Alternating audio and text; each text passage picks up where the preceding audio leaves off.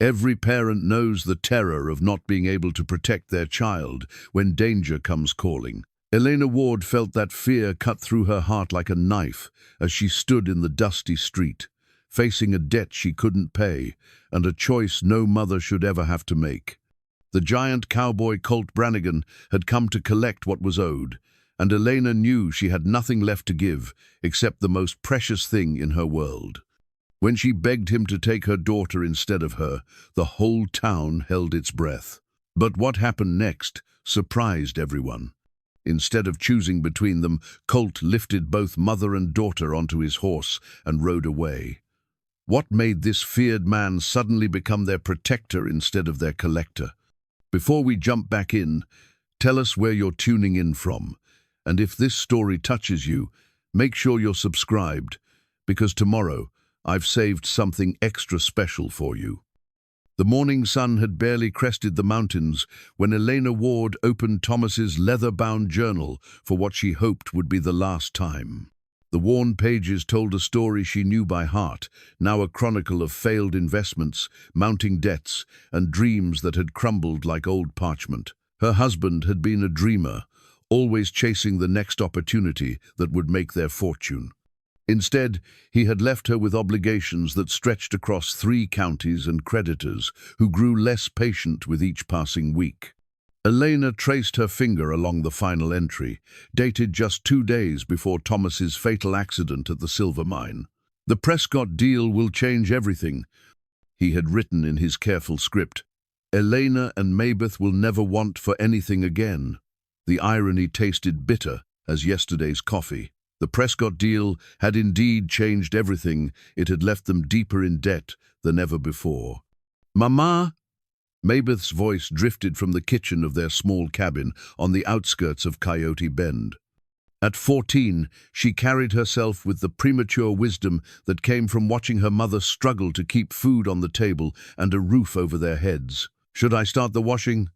Elena closed the journal and tucked it back into the wooden crate that held what remained of Thomas's effects. "Not yet, sweetheart. Let's see what the morning brings first." What the morning had brought, every morning for the past 3 months, was the gnawing anxiety of unpaid bills and the constant fear of losing what little they had left. Their cabin sat on 2 acres that Thomas had bought with borrowed money, convinced that the proximity to the silver mine would make the land valuable. Now the mine was closed, the land was worthless, and the bank in Prescott was demanding payment on a loan that might as well have been for the moon itself. Elena walked to the window and gazed out at the dusty road that led into town. Somewhere out there, she knew, were men who would come calling soon. She had received word that Colt Brannigan was riding through the territory, settling accounts for various creditors. The name alone was enough to make grown men nervous. Standing 6 feet and 5 inches tall, with shoulders that could fill a doorway, Brannigan had a reputation that preceded him like thunder before lightning. They said he was fair but relentless, that he never left a debt uncollected, and that he could track a man across 3 states if necessary. "Mama, you're gripping the curtain awful tight." Mabeth had appeared beside her, concern creasing her young face. The girl had her father's dark hair but Elena's green eyes, and lately those eyes held too much worry for someone her age. Elena relaxed her grip and smoothed the fabric. "Just thinking, that's all. About Mr. Brannigan?" The fact that Mabeth knew the name spoke to how small their world had become. In a town like Coyote Bend, news traveled faster than wildfire, especially when it concerned someone like Colt Brannigan. The stories about him varied, depending on who was telling them, but certain facts remained consistent. He was a collector of debts, a man who worked for various creditors across the territory. He was massive in stature and quiet in demeanor, appearing suddenly and leaving just as quickly once his business was concluded. Some said he had been a lawman once, before something had driven him to a more solitary profession. Others claimed he was the son of a rancher who had lost everything in a bad winter and now understood the value of every dollar owed. What everyone agreed on was that when Colt Brannigan came calling, you paid what you owed or face the consequences. Mrs. Henderson at the Mercantile says he's collected debts from here to Santa Fe, Maybeth continued, settling into the chair beside Elena. She says he's never been mean about it, just thorough. Elena nodded, though the distinction offered little comfort. Thorough might mean different things when you had nothing left to give. She had already sold Thomas's tools, his good saddle, even her mother's silver locket. The furniture they still possessed was more necessity than asset: a couple of chairs, a table, their beds, and the old stove that barely kept them warm on cold nights.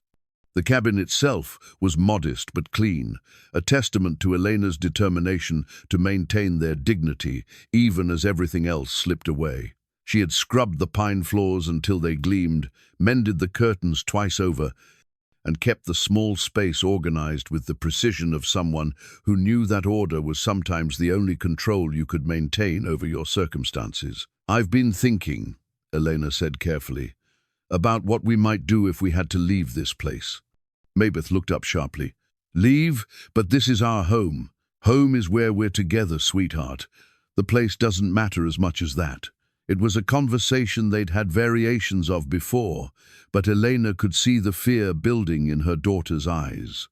Maybeth had already lost her father. The thought of losing her home as well was almost too much to bear. Elena reached over and took her daughter's hand, noting how much it had grown in the past year. Soon Maybeth would be a woman, and Elena wanted desperately to give her more than a legacy of debt and disappointment. "We could go to Aunt Sarah in Colorado," Elena continued, though the suggestion sounded hollow even to her own ears. Sarah had her own family to worry about, and barely enough resources to support them. Taking in Elena and Maybeth would be an act of charity that might strain the relationship beyond repair. "What about the teaching position in Prescott?" Maybeth asked. "You said they were looking for someone to teach the younger children." Elena had indeed inquired about the position, but it paid barely enough to cover room and board for one person, let alone two. Still, it represented a possibility, a chance to start over somewhere that didn't echo with Thomas's unfulfilled promises. A sound from the road made them both turn toward the window. A rider was approaching in the distance, still too far away to make out clearly, but moving with the steady purpose of someone who knew exactly where he was going. Elena felt her stomach tighten with familiar dread. "Stay here," she told Maybeth, though she knew her daughter would probably watch from the window anyway. Elena walked to the door and stepped onto the small porch, shading her eyes against the morning sun. As the rider drew closer, Elena could make out more details. The horse was a massive roan stallion that matched its rider in impressive proportions. The man sat easy in the saddle despite his size, his hat pulled low against the sun. Even at a distance, there was something about his bearing that suggested this was not a social call. Elena's hand instinctively went to her throat, where Thomas's wedding ring hung on a thin chain. She had worn it there since his death, unable to bear the weight of it on her finger, but unwilling to remove it entirely. The small band of gold was all she had left of the promises they had made to each other, promises that death and debt had conspired to break. The rider was close enough now that Elena could see his face beneath the brim of his hat. It was a hard face, weathered by sun and wind, with eyes the color of winter sky. This was undoubtedly Colt Brannigan, and he was every bit as imposing as the stories had suggested. When he reined in his horse 20 feet from the porch, Elena had to tilt her head back to meet his gaze. "Mrs. Ward," he said, his voice carrying easily across the distance between them. It was a deep voice, roughened by dust and disuse, but not unkind. "I believe you know why I'm here." Elena nodded, not trusting her voice to remain steady. Behind her, she could hear the soft creak of the door as Maybeth presumably peered out to see the man they had been discussing. Brannigan dismounted with a fluid grace that seemed at odds with his size. Up close, he was even more imposing, not just tall but broad, through the shoulders and chest, with hands that looked capable of crushing rocks. Yet there was something in his manner that suggested controlled strength rather than brutality. I represent several creditors who are owed money by your late husband, he continued, reaching into his saddlebags to withdraw a leather portfolio. The total amount comes to $1,432, plus accumulated interest. The figure hit Elena like a physical blow. She had known the debts were substantial, but hearing the exact amount made her knees weak. $1,400 might as well have been $14,000 for all the hope she had of paying it. I don't have that kind of money, Mr. Brannigan, she said, proud that her voice came out steady despite the turmoil in her chest. I don't have any money.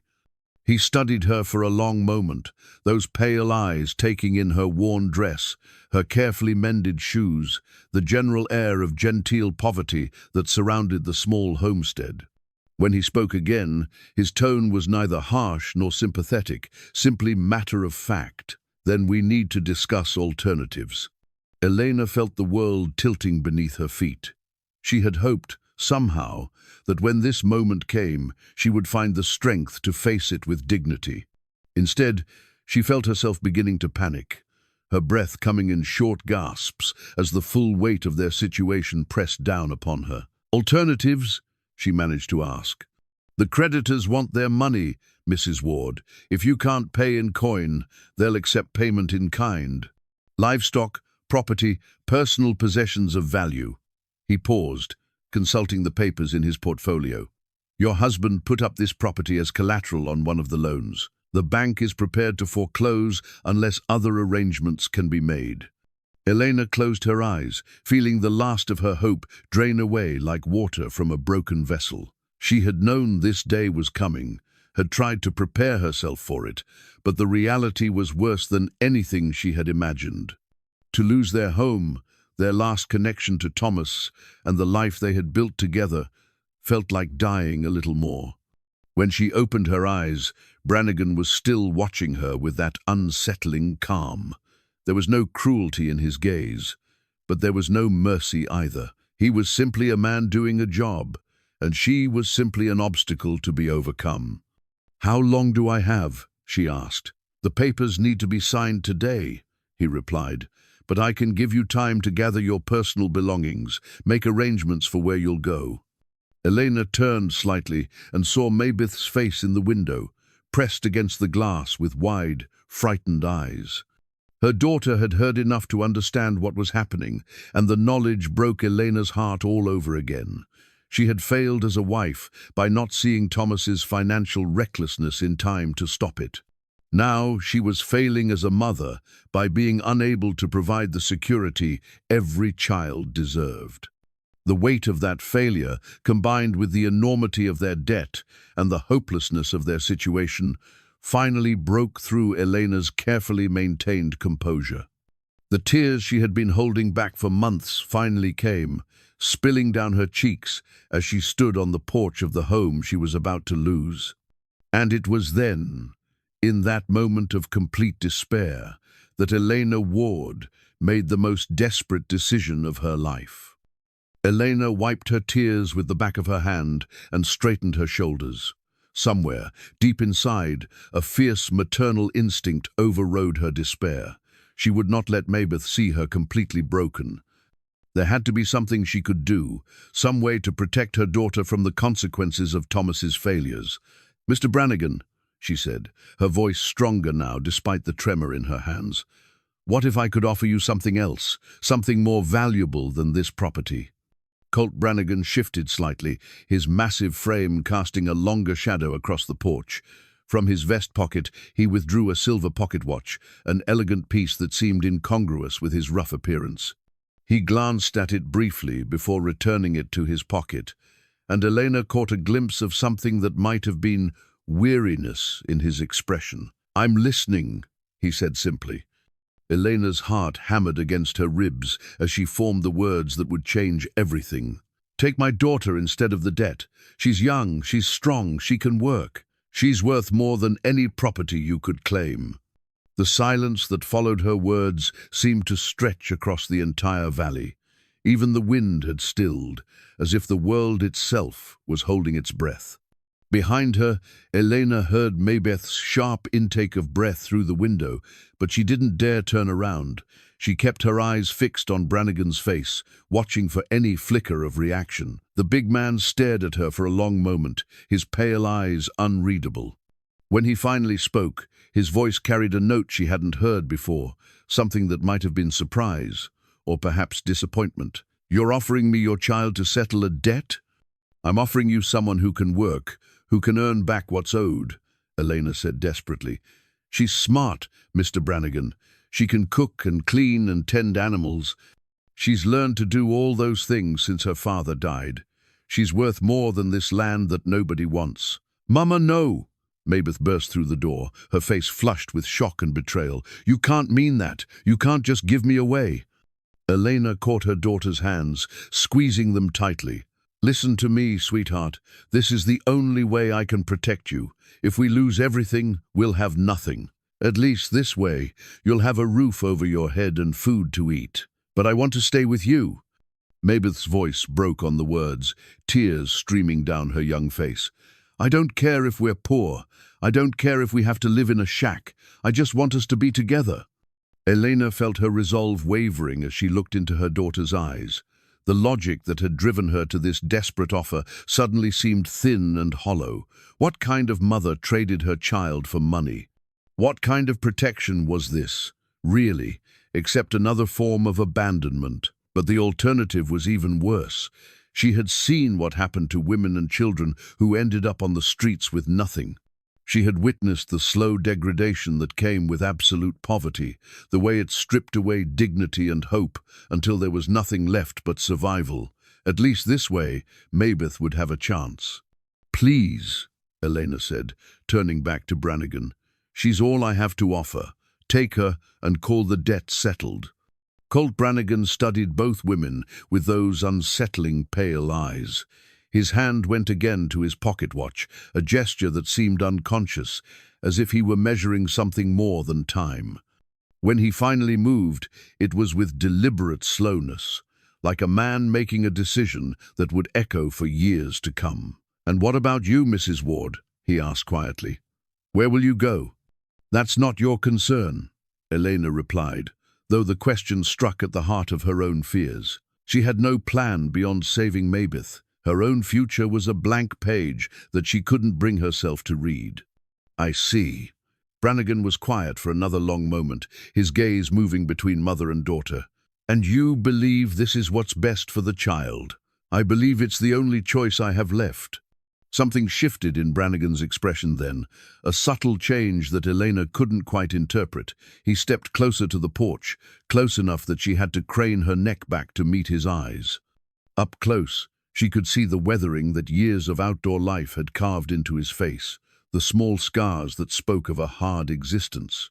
"Mrs. Ward," he said, his voice so low that only she and Maybeth could hear it, "what if I told you there was another option?" Elena's breath caught. "What kind of option?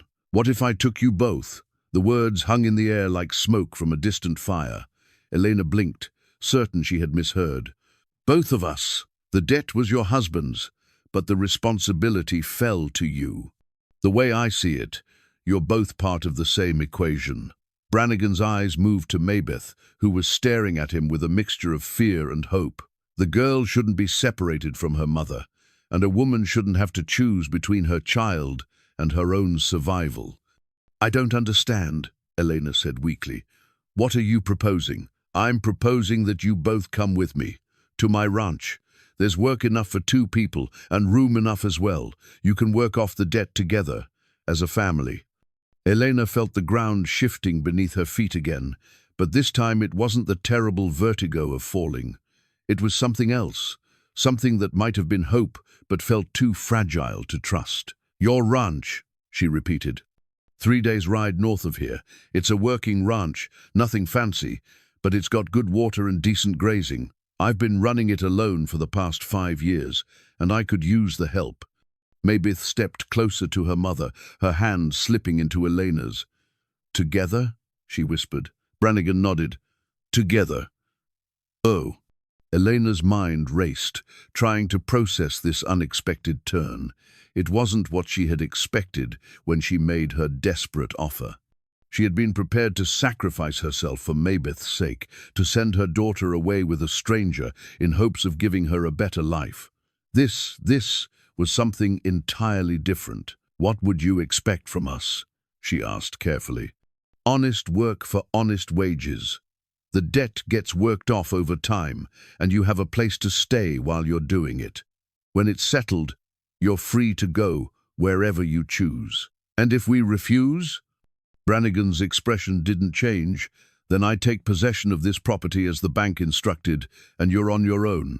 It wasn't really a choice at all, Elena realized. It was an offer of mercy dressed up as a business proposition. She looked at Mabeth, whose young face showed a complex mixture of emotions: fear, hope, uncertainty, and something that might have been relief. "Why?" Elena asked suddenly. "Why would you offer this? You don't know us. We're nothing to you." For the first time since his arrival, Colt Brannigan's careful composure slipped slightly. Something passed across his features, a shadow of old pain, perhaps, or the memory of loss.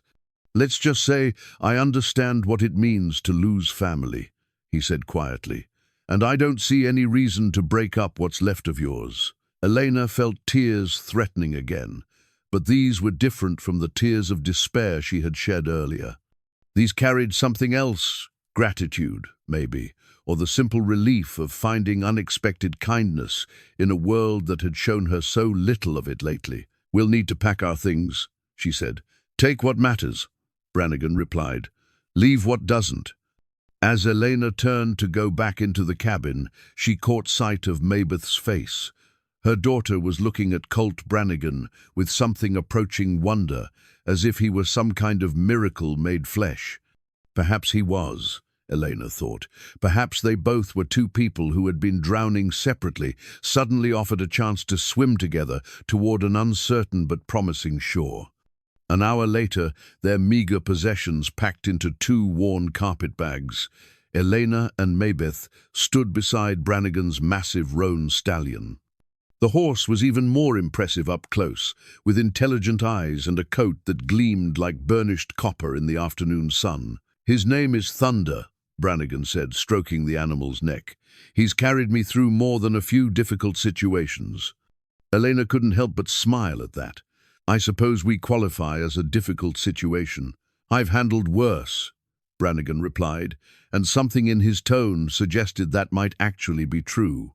He helped them both onto the horse's broad back, Elena behind him and Mabeth in front, secured in the circle of her mother's arms. It felt strange to be so close to this man who had been a source of terror just hours before, but Elena found his presence oddly reassuring. There was a steadiness about him, a sense of controlled strength that made her feel safer than she had in months. As Thunder began moving down the road away from the cabin, Elena looked back at the only home Mabeth had ever known. It looked smaller from this distance, more fragile, like something that might blow away in the next strong wind. Maybe it was better this way, she thought. Maybe some chapters needed to end before new ones could begin. "Where exactly are we going?" she asked Brannigan. "Home," he replied simply, and something in the way he said it made Elena think that maybe, for the first time in a long time, that word might actually mean something again. The sun was painting the western sky in shades of amber and rose when Thunder finally crested the hill that overlooked Colt Brannigan's ranch. Elena felt her breath catch at the sight, spread out below them. The property stretched across a broad valley, with a river winding through the center like a silver ribbon. Pastures dotted with cattle extended as far as the eye could see, bordered by stands of cottonwood and oak that promised shade in the summer heat. The ranch house itself sat on a slight rise, commanding a view of the entire operation. It was larger than Elena had expected, a 2-story structure built of logs and stone, with a wide porch that wrapped around the front and sides. Outbuildings clustered nearby, a barn, a bunkhouse, corrals, and various sheds that spoke of a working ranch in full operation. "It's beautiful," Mabeth whispered, and Elena had to agree. After the cramped confines of their cabin, this place seemed almost impossibly spacious. "It's home," Brannigan said again, but this time Elena heard something different in his voice. Not satisfaction, exactly, but something closer to loneliness, as if all this beauty and space somehow emphasized his solitude rather than alleviating it. As they rode down toward the house, Elena noticed other details that told a more complex story. The place was well maintained, but somehow sterile, like a museum of ranch life rather than a living home. The windows were clean but curtainless. The porch was swept, but empty of the chairs or personal touches that would invite someone to sit and stay a while. Thunder stopped in front of the porch, and Brannigan dismounted with that same fluid grace Elena had noticed earlier. He helped Mabeth down first, then extended his hand to Elena. His palm was calloused from years of hard work, but his touch was gentler than she had expected. "Welcome to the Broken Star Ranch," he said, gesturing toward the brand that decorated the ranch gate they had passed through. Elena looked around, taking in the pristine but somehow hollow quality of their surroundings. "How long have you lived here?" "5 years," Brannigan replied, gathering their bags from where he had secured them to his saddle. "Built most of it myself." "By yourself?" Mabeth asked, her eyes wide with something approaching awe. Brannigan nodded. "Had some help with the heavy timber, but mostly just me and Thunder here." Elena could believe it. The man radiated the kind of competence that came from years of solving problems with his own 2 hands. But there was something else, too, a deliberate isolation that seemed almost defensive. She wondered what had driven him to build such a beautiful place so far from other people. "Come on," he said, leading them up the porch steps. "Let me show you inside." The interior of the ranch house was as impressive as the exterior, with high ceilings supported by massive beams and a stone fireplace large enough to roast a whole steer. The furnishings were well made but sparse, a few chairs, a dining table, basic necessities, but nothing that spoke of personal taste or comfort. What struck Elena most forcefully was the absence of photographs, personal mementos, or any evidence that this place had ever been truly lived in, rather than merely occupied. It was then that she noticed the empty picture frame sitting on the mantelpiece. It was an ornate, silver frame, clearly expensive and carefully maintained, but it held nothing except a piece of blank paper. The sight of it made something twist in Elena's chest. There was something so profoundly sad about that empty frame, as if it were waiting for a family that would never come. "The kitchen's through here," Brannigan said, apparently oblivious to her scrutiny of the frame. "I've got the basics, stove, icebox, enough dishes for several people, though I've never had occasion to use them all." Elena followed him into the kitchen, which was as functional and impersonal as the rest of the house. Everything was clean and organized, but it felt more like a place where meals were prepared out of necessity rather than shared with joy. "Mr. Brannigan," she said carefully, "forgive me for asking, but have you always lived here alone?" He was quiet for a moment, his back turned to her as he opened cabinets to show her where things were stored. When he finally answered, his voice carried a note of something that might have been old grief. "Not always, but for the past 5 years, yes."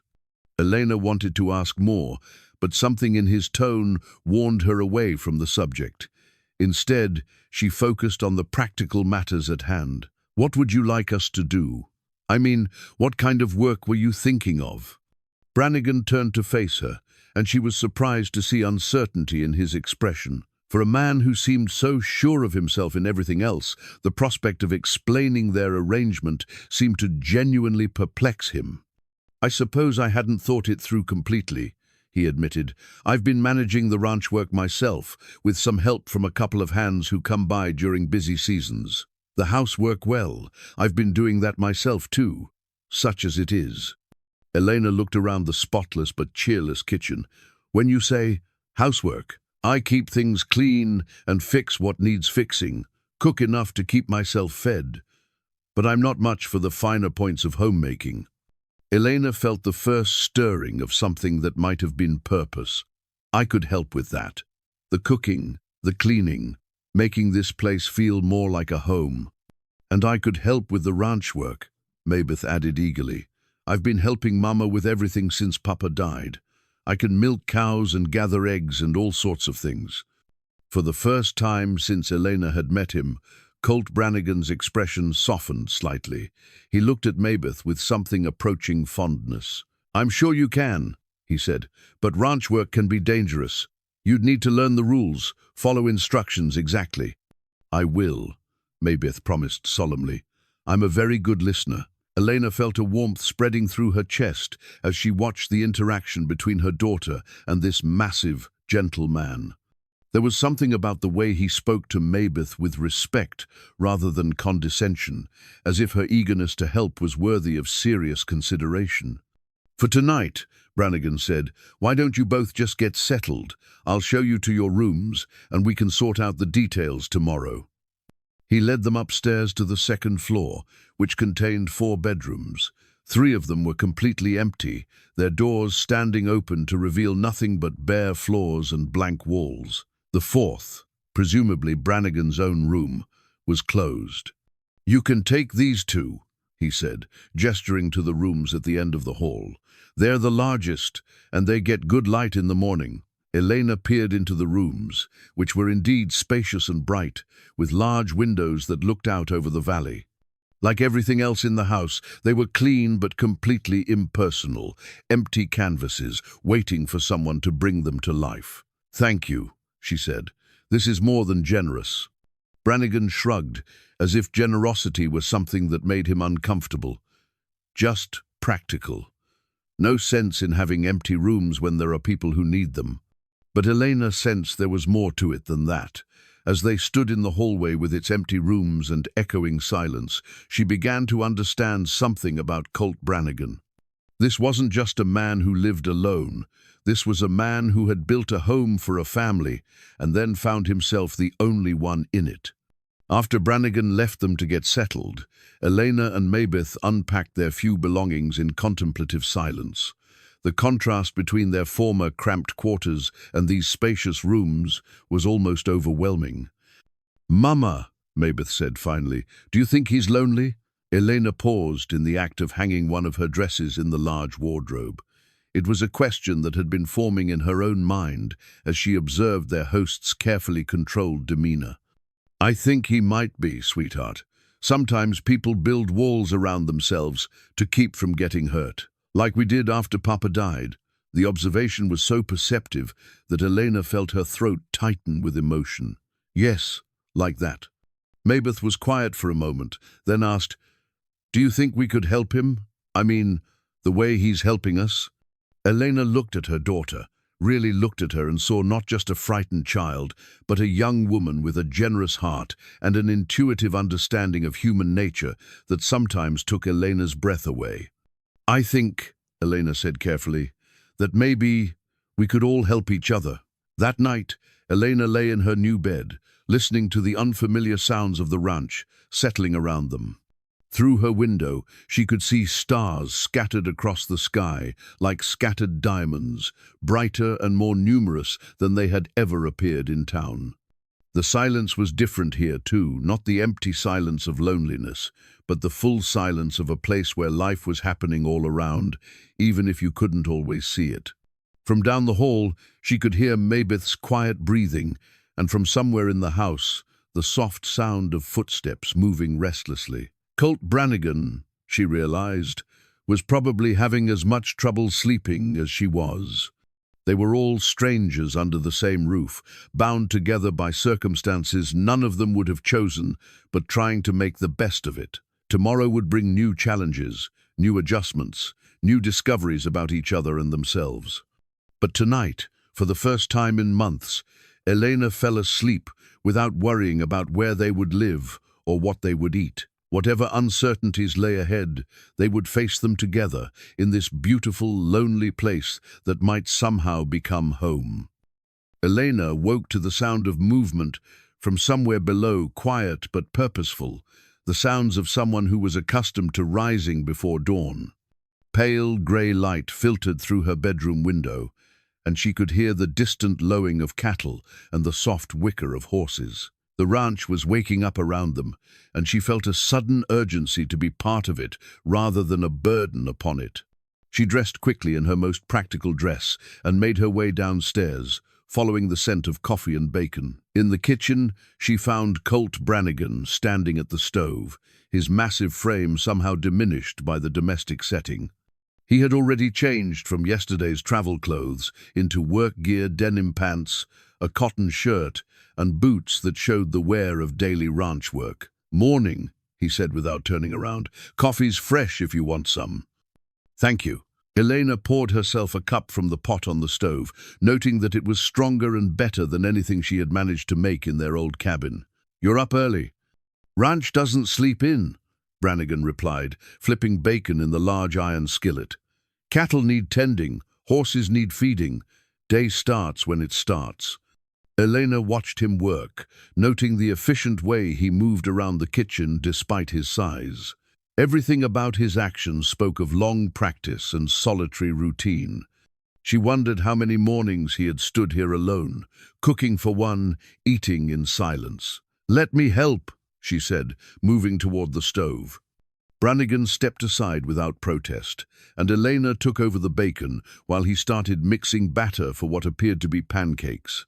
They worked in companionable silence, two people finding their rhythm around each other's movements. It was strangely intimate, this early morning dance of shared purpose. "Mama?" Maybeth's voice came from the kitchen doorway, where she stood in her nightgown, her dark hair tousled from sleep. In her arms, she clutched her worn doll, a battered thing with faded dress and missing button eyes that had been her constant companion since Thomas's death. "Good morning, sweetheart," Elena said. "Did you sleep well?" Maybeth nodded, but Elena could see uncertainty in her daughter's eyes as she took in the scene. This was all so new, so different from their former life, that Maybeth seemed unsure of her place in it. "That's quite a doll," Brannigan said, his tone carefully neutral as he noticed Maybeth's treasured possession. "What's her name?" "Charlotte," Maybeth replied softly, hugging the doll closer. "Papa gave her to me for my 10th birthday. She's getting old, but I love her anyway." "Old things can be the most valuable," Brannigan said seriously. "They've got stories to tell, experiences that make them special. Charlotte looks like she's been well loved."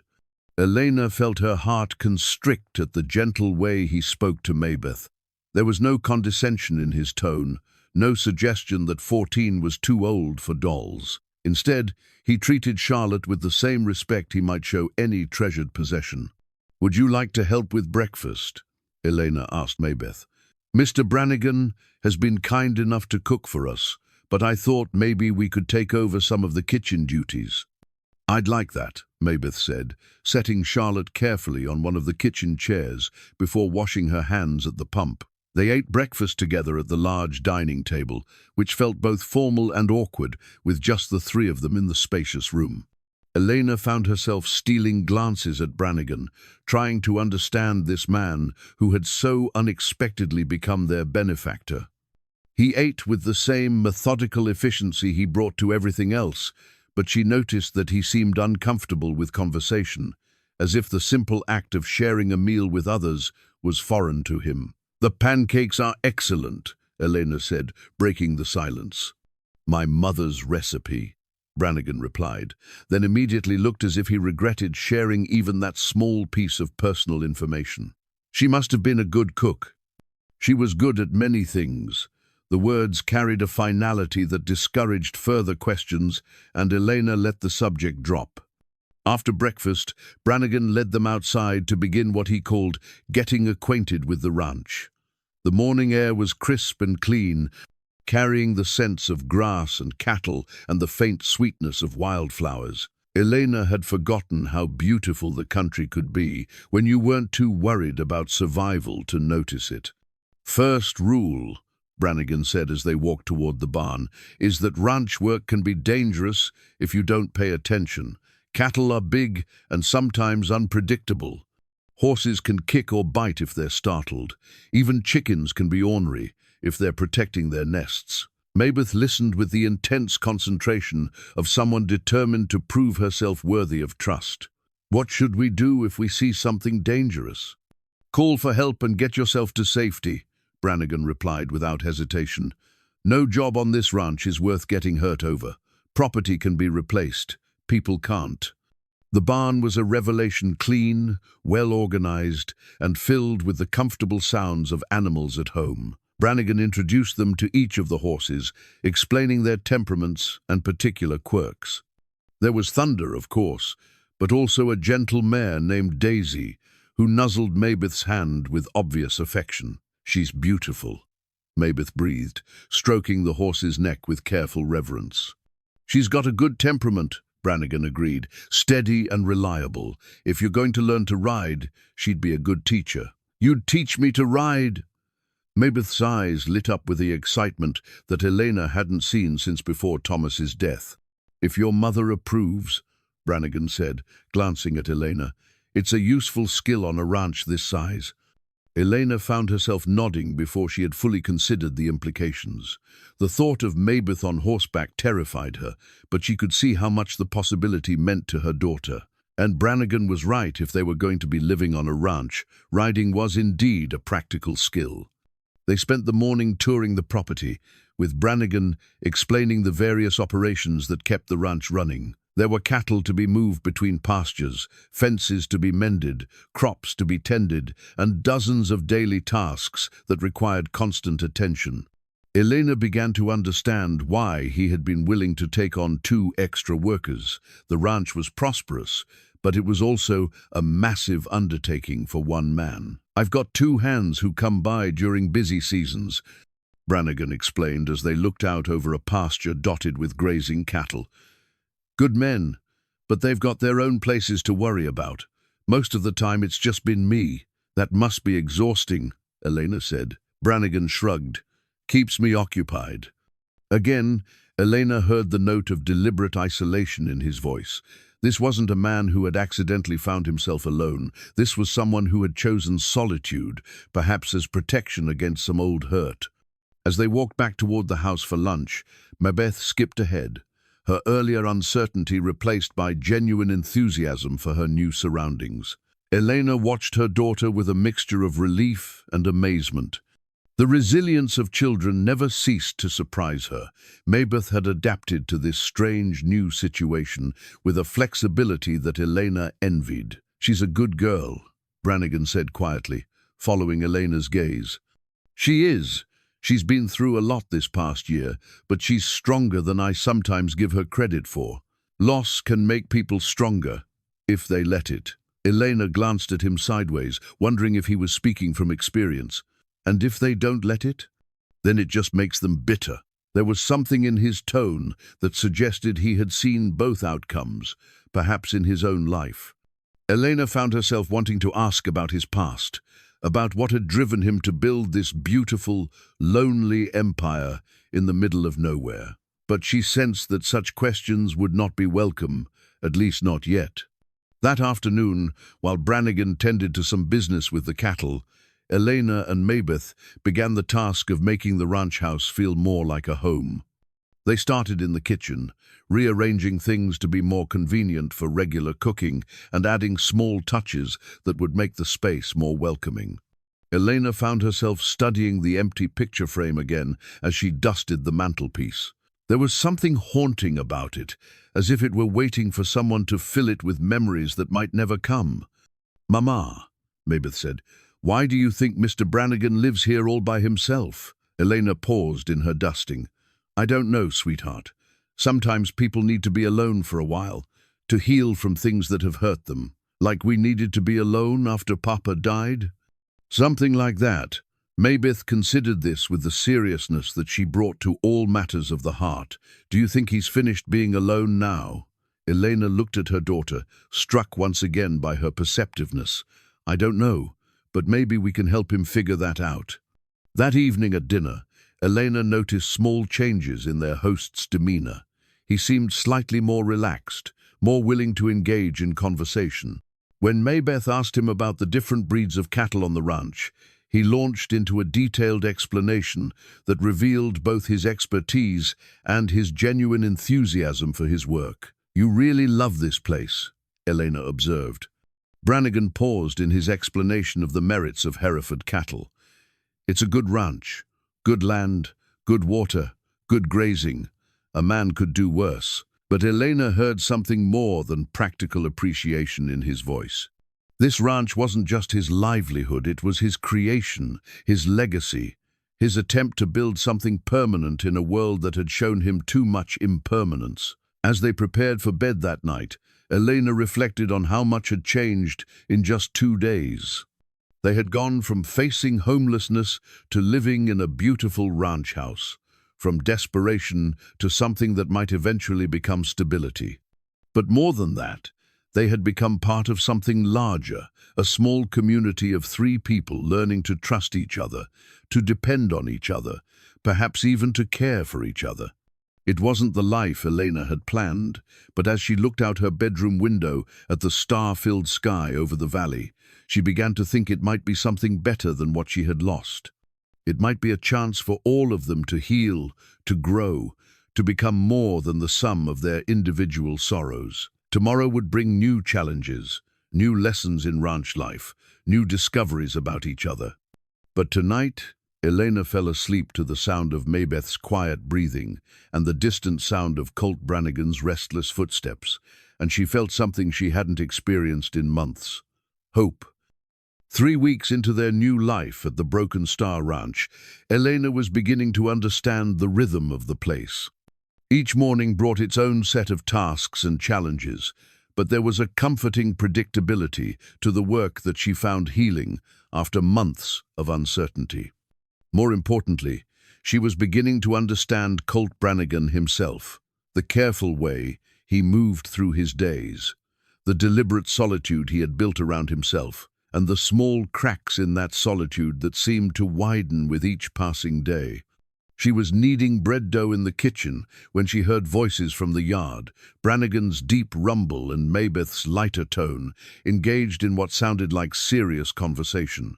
Through the window, she could see them working together at the forge that sat near the barn, where Brannigan was teaching her daughter the basics of metalwork. In his massive hands, he held the ranch's brand iron, a broken star design that he had explained represented both the fragility and the endurance of hope. "See how the metal changes color when it gets hot enough," Brannigan was saying, his voice carrying easily through the morning air. "That's how you know it's ready to work. Too cold, and it won't bend. Too hot, and it becomes brittle."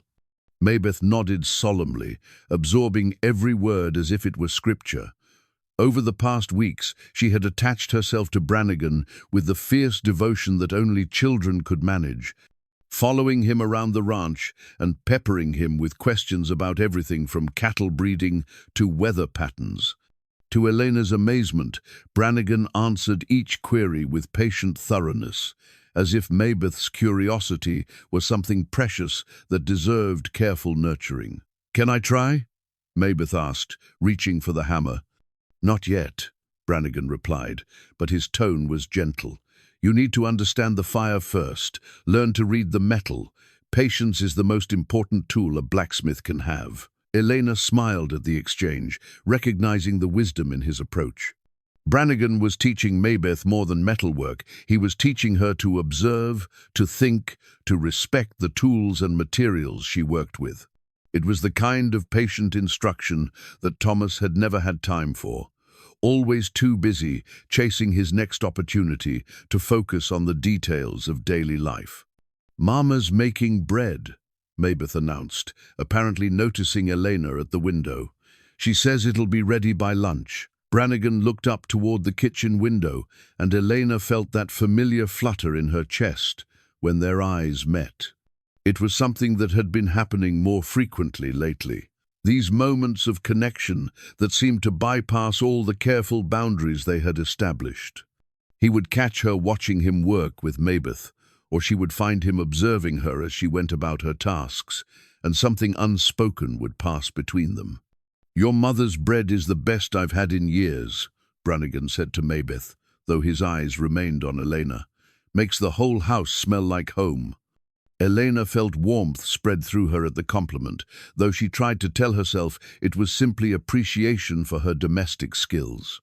But the way he said home with a kind of wonder, as if the concept were foreign to him, made her heart ache for reasons she wasn't ready to examine. She turned back to her bread dough, trying to ignore the way her pulse had quickened. Over the past weeks, she had found herself increasingly aware of Colt Brannigan as a man, rather than simply their benefactor. The way he moved with unconscious grace despite his size, the patience he showed with Maybeth, the quiet competence he brought to everything he touched, all of it combined to create an attraction that Elena found both thrilling and terrifying. It had been so long since she had thought of herself as anything other than a widow and a mother. The idea that she might still be capable of such feelings, that another man might see her as something more than a burden to be shouldered, was almost too much to contemplate. A knock at the front door interrupted her thoughts. Elena wiped her hands on her apron and went to answer it, finding a weathered man in his 50s standing on the porch. He wore the clothes of a working rancher, and his face carried the deep lines that came from years of squinting against sun and wind. "Ma'am," he said, touching the brim of his hat, "I'm looking for Colt Brannigan. Name's Jake Morrison, from the Circle M Ranch about 10 miles south." "He's out by the forge," Elena replied. "I'll fetch him for you." But before she could move, Brannigan's voice came from behind her. "Jake Morrison, what brings you out this way?" Elena turned to see Brannigan approaching, his expression carefully neutral. There was something in his tone that suggested this visit wasn't entirely welcome, though she couldn't imagine why. "Colt," Morrison nodded. "Heard you had some new folks staying with you. Thought I'd come by and introduce myself, see if there was anything they needed." Elena felt Brannigan tense beside her, though his expression remained unchanged. "They've got everything they need here." Morrison's eyes flicked between Elena and Brannigan, taking in details that Elena wasn't sure she wanted scrutinized. "I'm sure they do. Just being neighborly, you understand. Not often we see new faces in these parts, especially not." He paused, seeming to choose his words carefully. "Especially not ladies in your situation." "And what situation would that be?" Elena asked, her voice cooler than she had intended. Morrison had the grace to look uncomfortable. "Well, ma'am, word gets around in a small community. Folks know about your husband's debts, about how Colt here collected you instead of foreclosing on your property. People talk." Elena felt heat rise in her cheeks, understanding now why Brannigan had seemed less than pleased to see their visitor. The local community was gossiping about their arrangement, putting their own interpretation on what they saw as an unusual situation. "People are welcome to talk," Brannigan said, his voice carrying a note of warning. "But they might want to make sure they know what they're talking about before they do." Morrison raised his hands in a gesture of peace. "No offense intended, Colt. It's just that some of the other ranchers have been wondering if you might be looking to expand your operation, maybe take on more help. If so, there are plenty of local boys who could use the work." Elena began to understand the real purpose of this visit. Morrison wasn't here out of neighborly concern. He was here to assess their situation, to determine whether Brannigan's arrangement with Elena and Maybeth represented some kind of threat to the established order of things. "My operation is fine as it is," Brannigan replied evenly. "Mrs. Ward and her daughter are earning their keep, and their personal situation is nobody's business but ours." Of course, Morrison said quickly. "Just thought I'd mention it. You know how people worry when they see changes in the community." "What changes would those be?" Elena asked, her temper beginning to rise. She had endured enough judgment and speculation over the past year to last a lifetime. Morrison looked genuinely surprised by her directness. "Well, ma'am, it's just unusual for a man like Colt to take in strangers, especially a woman and child. Folks wonder about his motivations, about what kind of arrangement you all have worked out." The implications in his words were clear enough, and Elena felt her face burn with anger and embarrassment.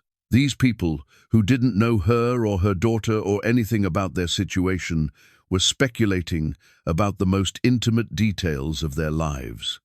Our arrangement is that Mrs. Ward and her daughter work for their room and board while they settle her late husband's debts, Brannigan said, his voice carrying a finality that discouraged further questions.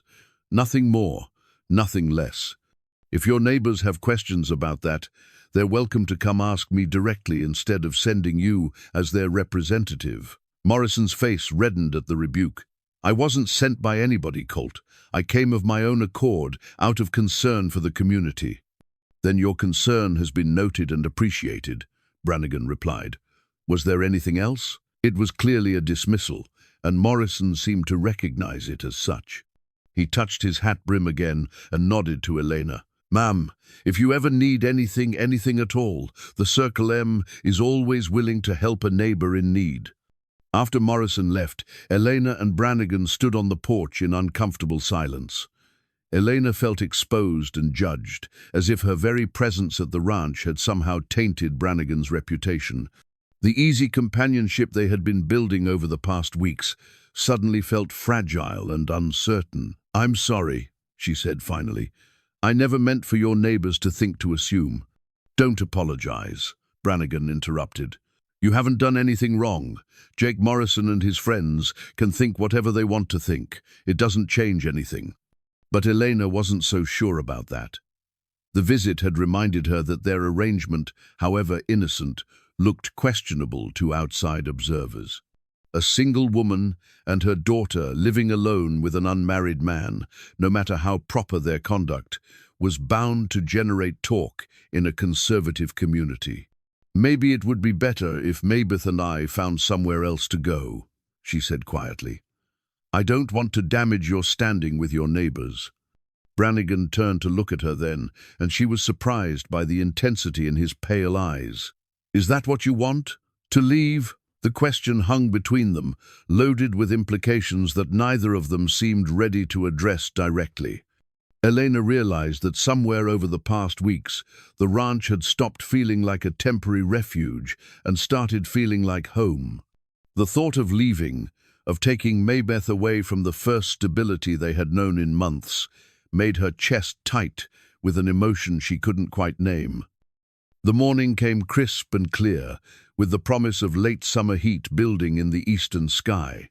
Elena had risen before dawn, as had become her custom, to start the coffee and begin breakfast preparations. But today felt different, somehow charged with an energy she couldn't quite identify. Perhaps it was the conversation from the night before, or the way Brannigan had looked at her when he spoke about his former fiancé, but something had shifted in the careful balance they had maintained. She was standing at the kitchen window, watching the sun paint the mountains gold, when she heard footsteps on the stairs. Brannigan appeared in the doorway, fully dressed despite the early hour, his hair still damp from washing. Morning, he said, but his voice carried a note of something that might have been nervousness. Good morning, Elena replied, turning to face him. Coffee's ready. Instead of moving toward the coffee pot as he usually did, Brannigan remained in the doorway, his large frame filling the space. Elena noticed that he was holding something in his hands, something small and delicate, that seemed almost lost in his massive palms. Elena, he said, then stopped, as if her name had caught in his throat. It was the first time he had used her given name instead of the formal Mrs. Ward, and the sound of it in his deep voice made something flutter in her chest. Yes?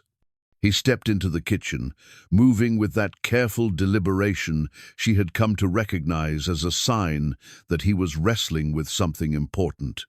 When he opened his hands, Elena saw her mother's rosary resting against his calloused palms, the string of pearl and silver beads that she had thought lost forever. I found this in your room, he said quietly. It had fallen behind the dresser. I thought you might be missing it. Elena stared at the rosary, her throat suddenly tight with emotion. She had searched everywhere for it after their move to the ranch, convinced that it had been lost in the chaos of packing their few belongings. The rosary had been her mother's most precious possession, passed down through 3 generations of women who had found comfort in its familiar weight and the prayers it represented. "I thought it was gone," she whispered, reaching out to take it from his hands. Their fingers brushed as the rosary changed hands, and Elena felt a shock of awareness at the contact, his skin warm and surprisingly gentle despite its roughness. "I was fixing a loose board in the floor," Brannigan explained.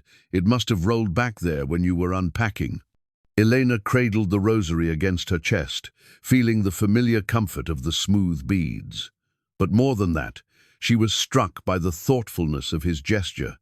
He could have simply left it on her dresser or mentioned it casually over breakfast. Instead, he had sought her out privately, understanding somehow that this was something deeply personal. "Thank you," she said, looking up to meet his eyes. "This means more to me than you can know." "I figured it might," he replied simply. "You've been going to church in town every Sunday since you arrived. Seemed like faith was important to you." Elena was surprised that he had noticed her weekly trips to the small Catholic church in Coyote Bend.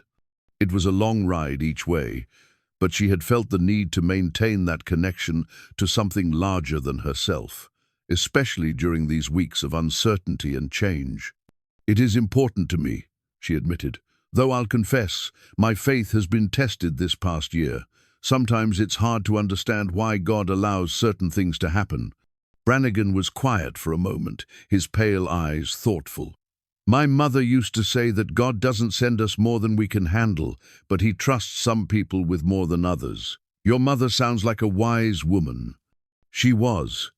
Something shifted in his expression, a softening that Elena had rarely seen.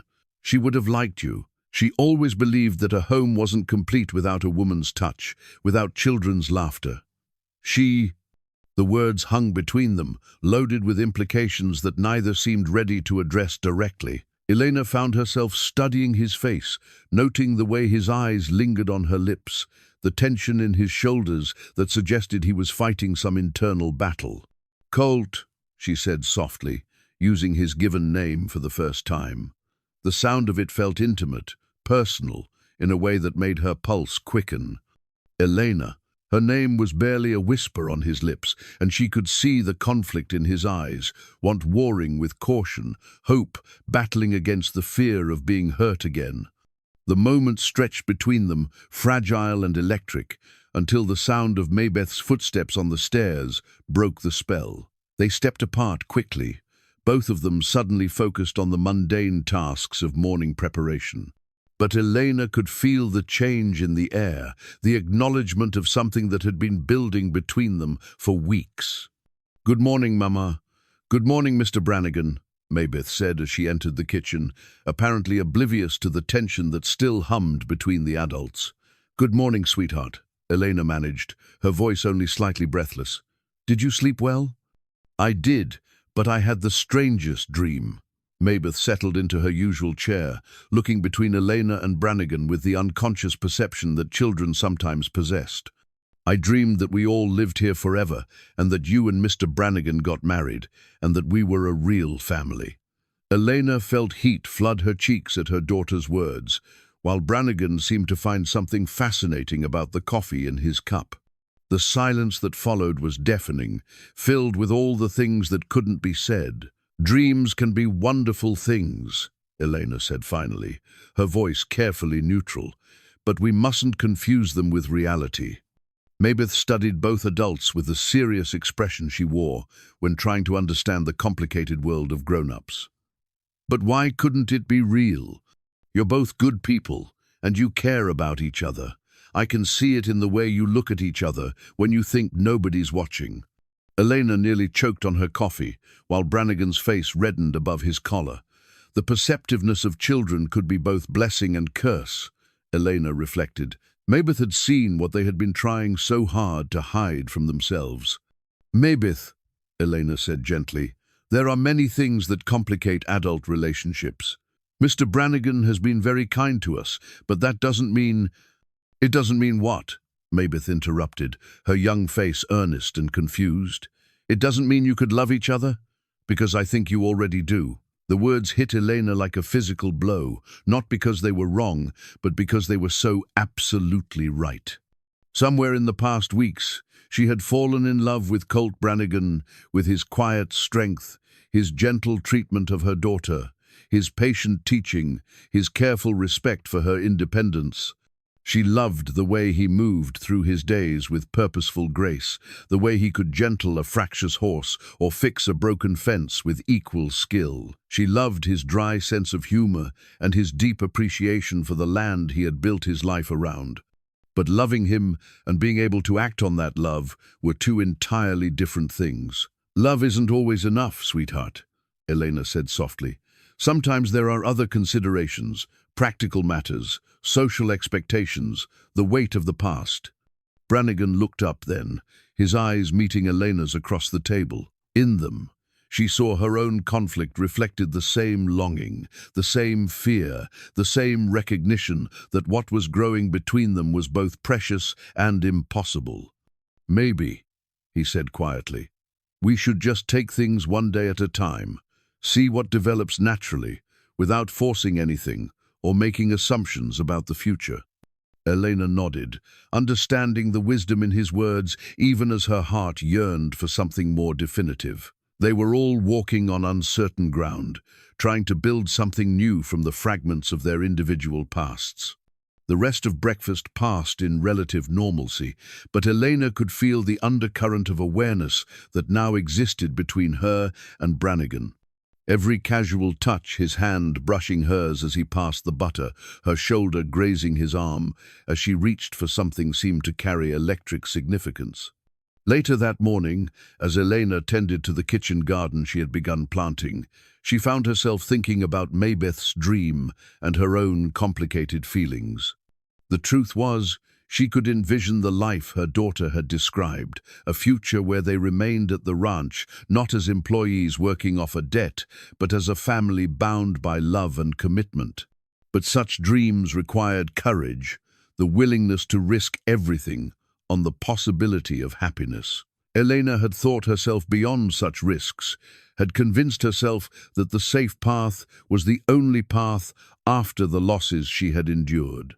Now she was beginning to wonder if safety and contentment were worth the price of denying her heart. She was lost in these thoughts when she became aware of someone watching her. She looked up to find Brannigan leaning against the garden fence, his eyes fixed on her with an intensity that made her stomach flutter. "The garden looks good," he said, though something in his tone suggested he wasn't really thinking about vegetables. "It's coming along," Elena replied, straightening and brushing dirt from her hands. "The soil here is rich. Things grow well when they're properly tended." "Yes," Brannigan said quietly, his eyes never leaving her face. "They do." Elena felt the weight of metaphor in his words, the suggestion that perhaps more than plants could flourish with the right care and attention. The moments stretched between them, full of possibility and promise, until the sound of approaching hoofbeats interrupted their silent communication. A rider was approaching from the direction of town, moving with the urgent pace that suggested important news. As the figure drew closer, Elena recognized the postmaster from Coyote Bend, his face grim with whatever message he carried. "Mr. Brannigan," the man called as he reined in his horse. "I've got a letter for you. Came in on the morning stage from Denver. Man who sent it said it was urgent." Brannigan took the letter with a frown, studying the unfamiliar handwriting on the envelope. Elena watched as he opened it, noting the way his expression darkened as he read. "What is it?" she asked, stepping closer. Brannigan folded the letter carefully, his jaw tight with some emotion Elena couldn't identify. When he looked at her, she saw something that might have been fear in his pale eyes. "It's about your husband," he said quietly, "about how he really died." Elena felt the world tilt beneath her feet. The letter in Brannigan's hands seemed to pulse with malevolent energy, promising revelations that would shatter the fragile peace they had built together. "What do you mean, how he really died?" she asked, her voice barely above a whisper. Brannigan glanced at the postmaster, who was clearly listening with avid curiosity. "Tom, I appreciate you riding out here with this. Tell Marshal Davidson I'll be in touch." The postmaster nodded reluctantly and rode away, leaving Elena and Brannigan alone with whatever terrible truth the letter contained. Elena's legs felt weak, and she sank down onto the garden bench that Brannigan had built for her just the week before. "Thomas died in a mining accident," she said, as if repeating the official story could make it true. "A cave-in at the silver mine. They found his body 3 days later." Brannigan sat down beside her, the letter still clutched in his hands. His proximity was both comforting and terrifying. She wanted to lean into his strength, but she was afraid of what she was about to learn. "Elena," he said gently, "this letter is from a U.S. Marshal named Frank Morrison, Jake Morrison's brother. As it turns out, he's been investigating a series of murders across 3 territories, all connected to fraudulent mining investments." Elena stared at him, the words not quite penetrating her understanding. Murders? Men who got too close to exposing the fraud, men who asked too many questions about where their money was going. Brannigan's voice was carefully controlled, but Elena could hear the tension beneath it. Thomas was one of them. The blood-stained letter that Brannigan unfolded was worn and creased, as if it had been hidden for a long time. Elena could see dark stains on the paper that made her stomach turn, though she couldn't be sure if they were from blood or simply age and weather. "This was found sewn into Thomas's coat," Brannigan continued. "The marshal's office just got it from the mining company, along with his other personal effects that were never returned to you."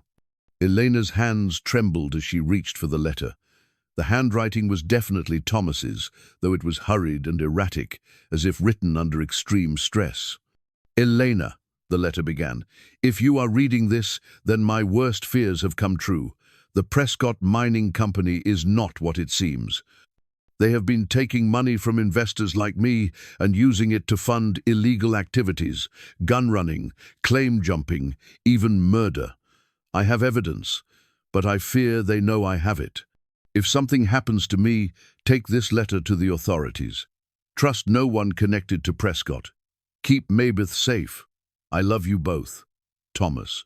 Elena read the letter twice, 3 times, the words refusing to coalesce into meaning. Thomas hadn't died in an accident. He had been murdered.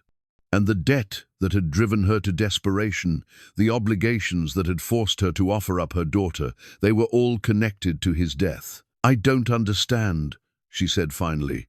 "If Thomas knew he was in danger, why didn't he come home? Why didn't he warn me?" "Because he thought he could expose them," Brannigan said quietly. "And because men like your husband always think they're smarter than the people trying to kill them."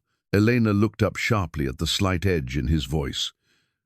"You sound like you speak from experience."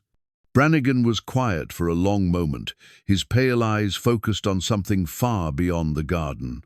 When he finally spoke, his voice carried the weight of old secrets. "I used to be a lawman, Elena, a U.S. Marshal, working territories from here to California. I've seen what happens when good men get tangled up with bad people. Your husband wasn't the first, and he won't be the last." Elena stared at him, trying to reconcile this revelation with everything she thought she knew about him. "You're a marshal?" "Was," Brannigan corrected. "I retired 5 years ago. Built this ranch. Tried to put that life behind me." "Why?"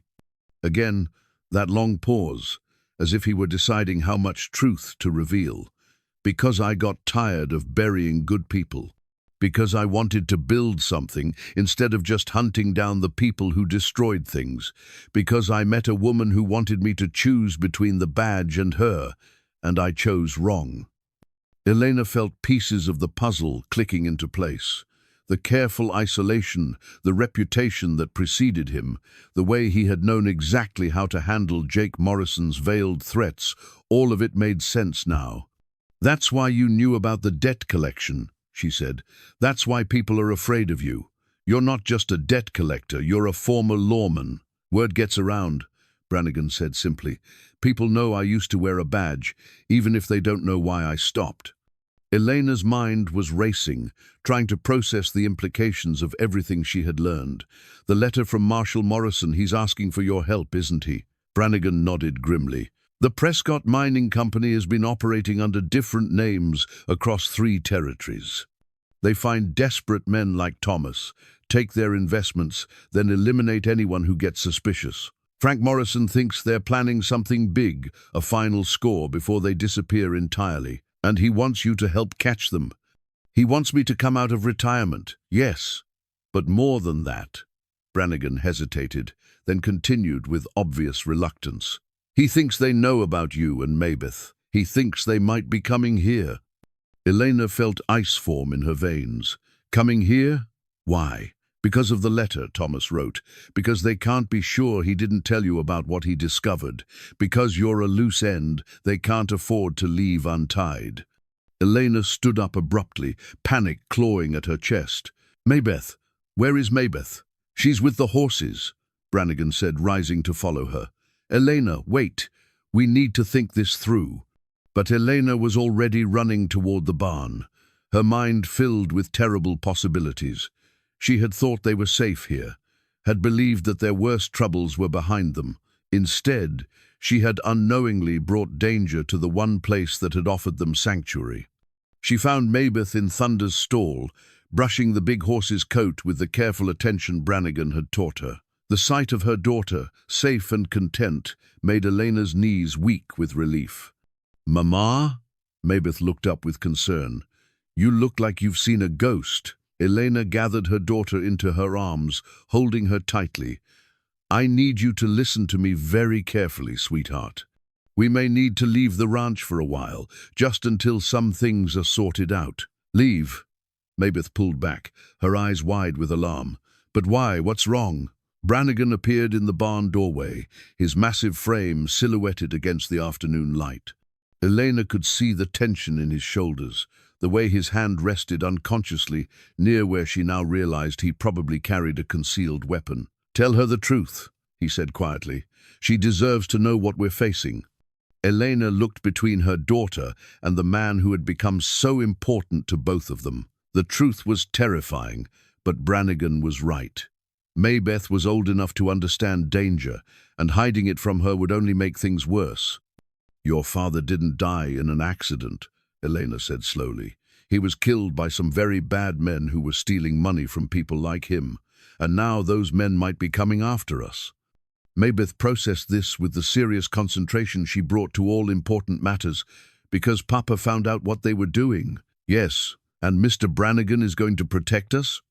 Elena looked at Brannigan, seeing in his face the same determination she had witnessed when he faced down Jake Morrison. Whatever his past mistakes, whatever had driven him to this isolated life, she knew with absolute certainty that he would not let anything happen to them. Yes, Brannigan said simply, I am. Then we're not leaving, Mabeth declared, with the fierce loyalty that had sustained them through their darkest hours. This is our home now. We don't run from bad people, we face them. Elena wanted to argue, wanted to insist that the safe choice was to flee, to hide, to put as much distance as possible between them and the threat that was coming. But as she looked at her daughter's determined face and Brannigan's steady gaze, she realized that running would solve nothing. These men would keep coming, would keep hunting, until they were stopped. What do we do? She asked Brannigan. He was quiet for a moment, and Elena could almost see the gears turning in his mind, the lawman's tactical thinking taking over from the rancher's peaceful routine. We prepare, he said finally. We turn this ranch into a fortress, and when they come, he paused, his pale eyes hard as winter stone, we end this once and for all. Elena felt a chill run down her spine at the promise in his voice. The gentleman who had been teaching her daughter about ranch life was gone, replaced by someone harder, more dangerous, someone who had worn a badge and faced down killers before, someone who would do whatever it took to keep his family safe. The word echoed in Elena's mind as she realized that somewhere along the way, that's what they had become, a family.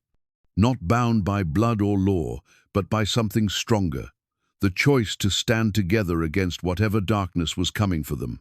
And as the three of them stood in the barn, united in their determination to fight rather than flee, Elena felt something she hadn't experienced since Thomas's death. The absolute certainty that whatever happened next, they would face it together. The transformation began immediately. Within hours of learning the truth about Thomas's death, the peaceful ranch that had become their sanctuary was evolving into something else entirely. Elena watched in fascination and growing unease as Colt Brannigan shed his rancher's persona and revealed the tactical mind of a man who had spent years hunting dangerous criminals.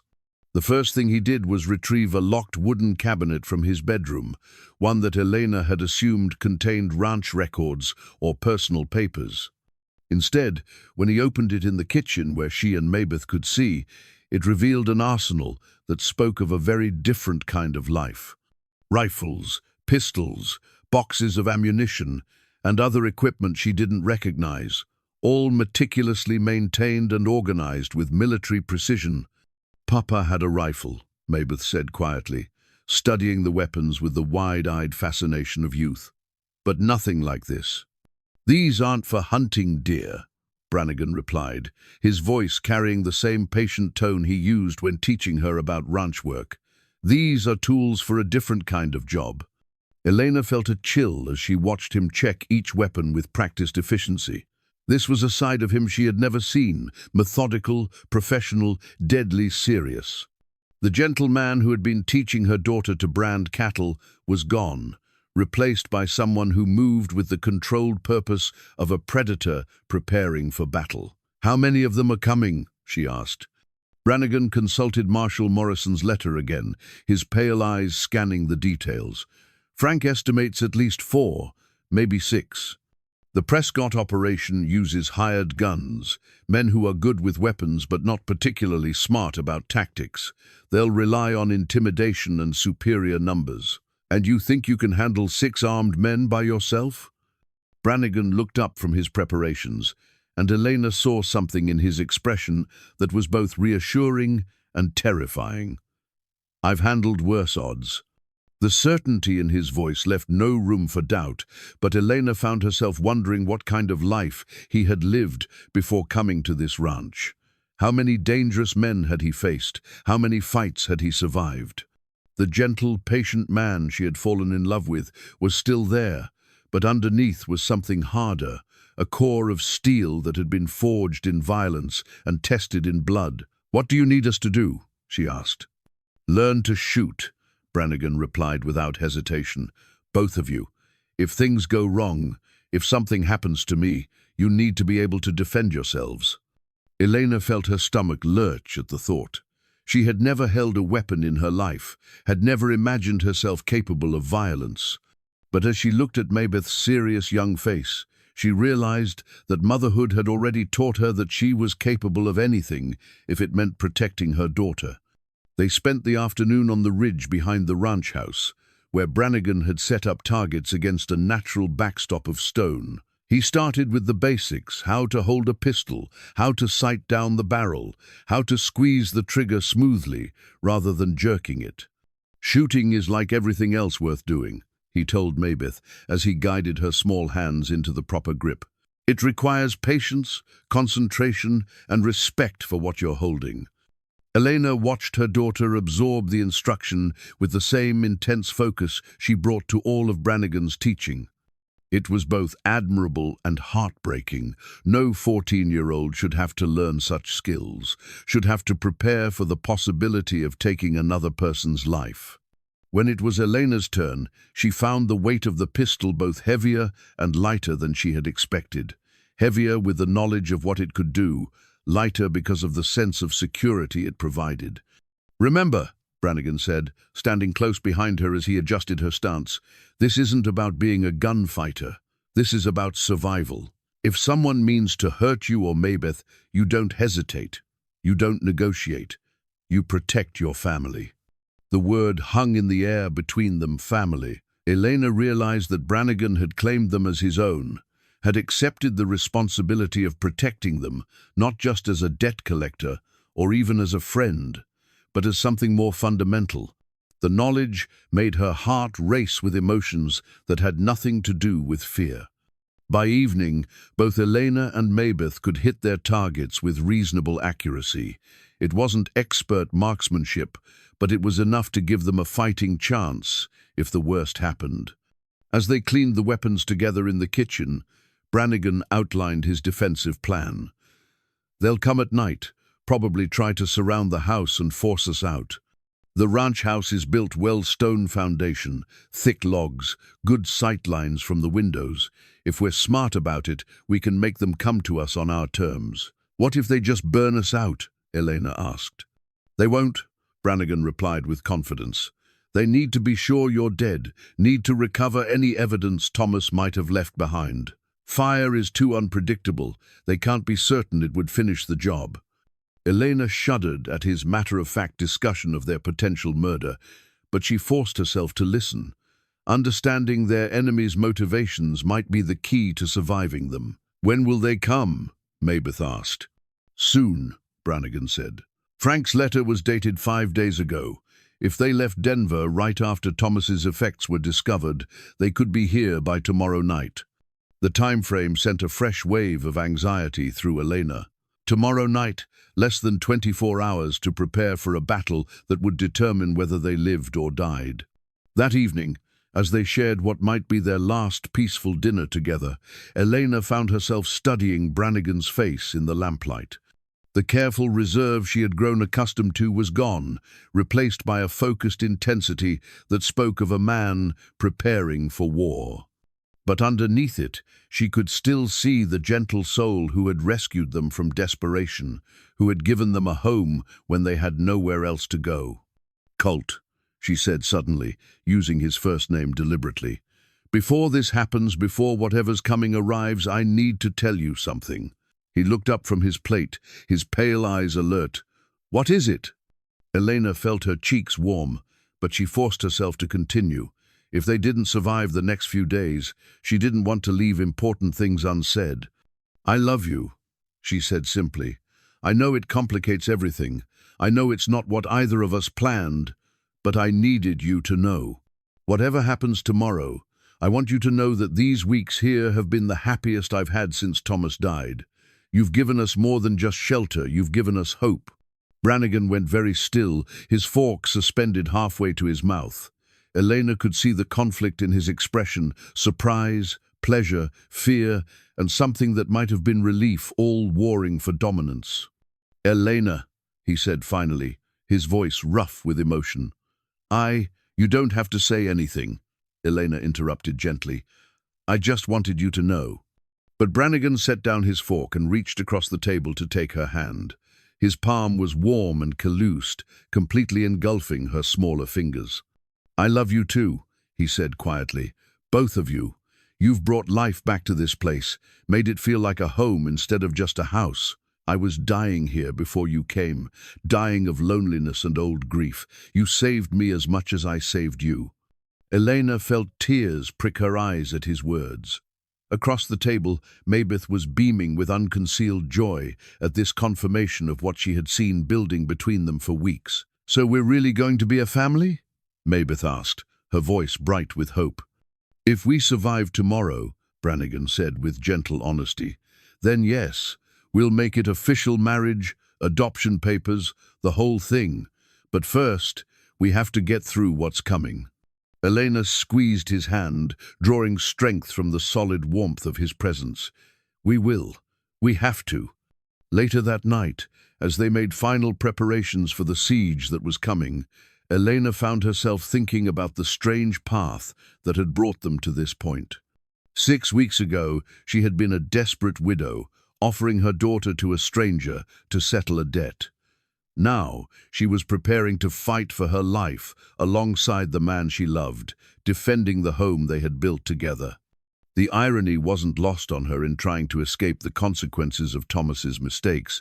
She had unknowingly walked into the heart of the very conspiracy that had killed him.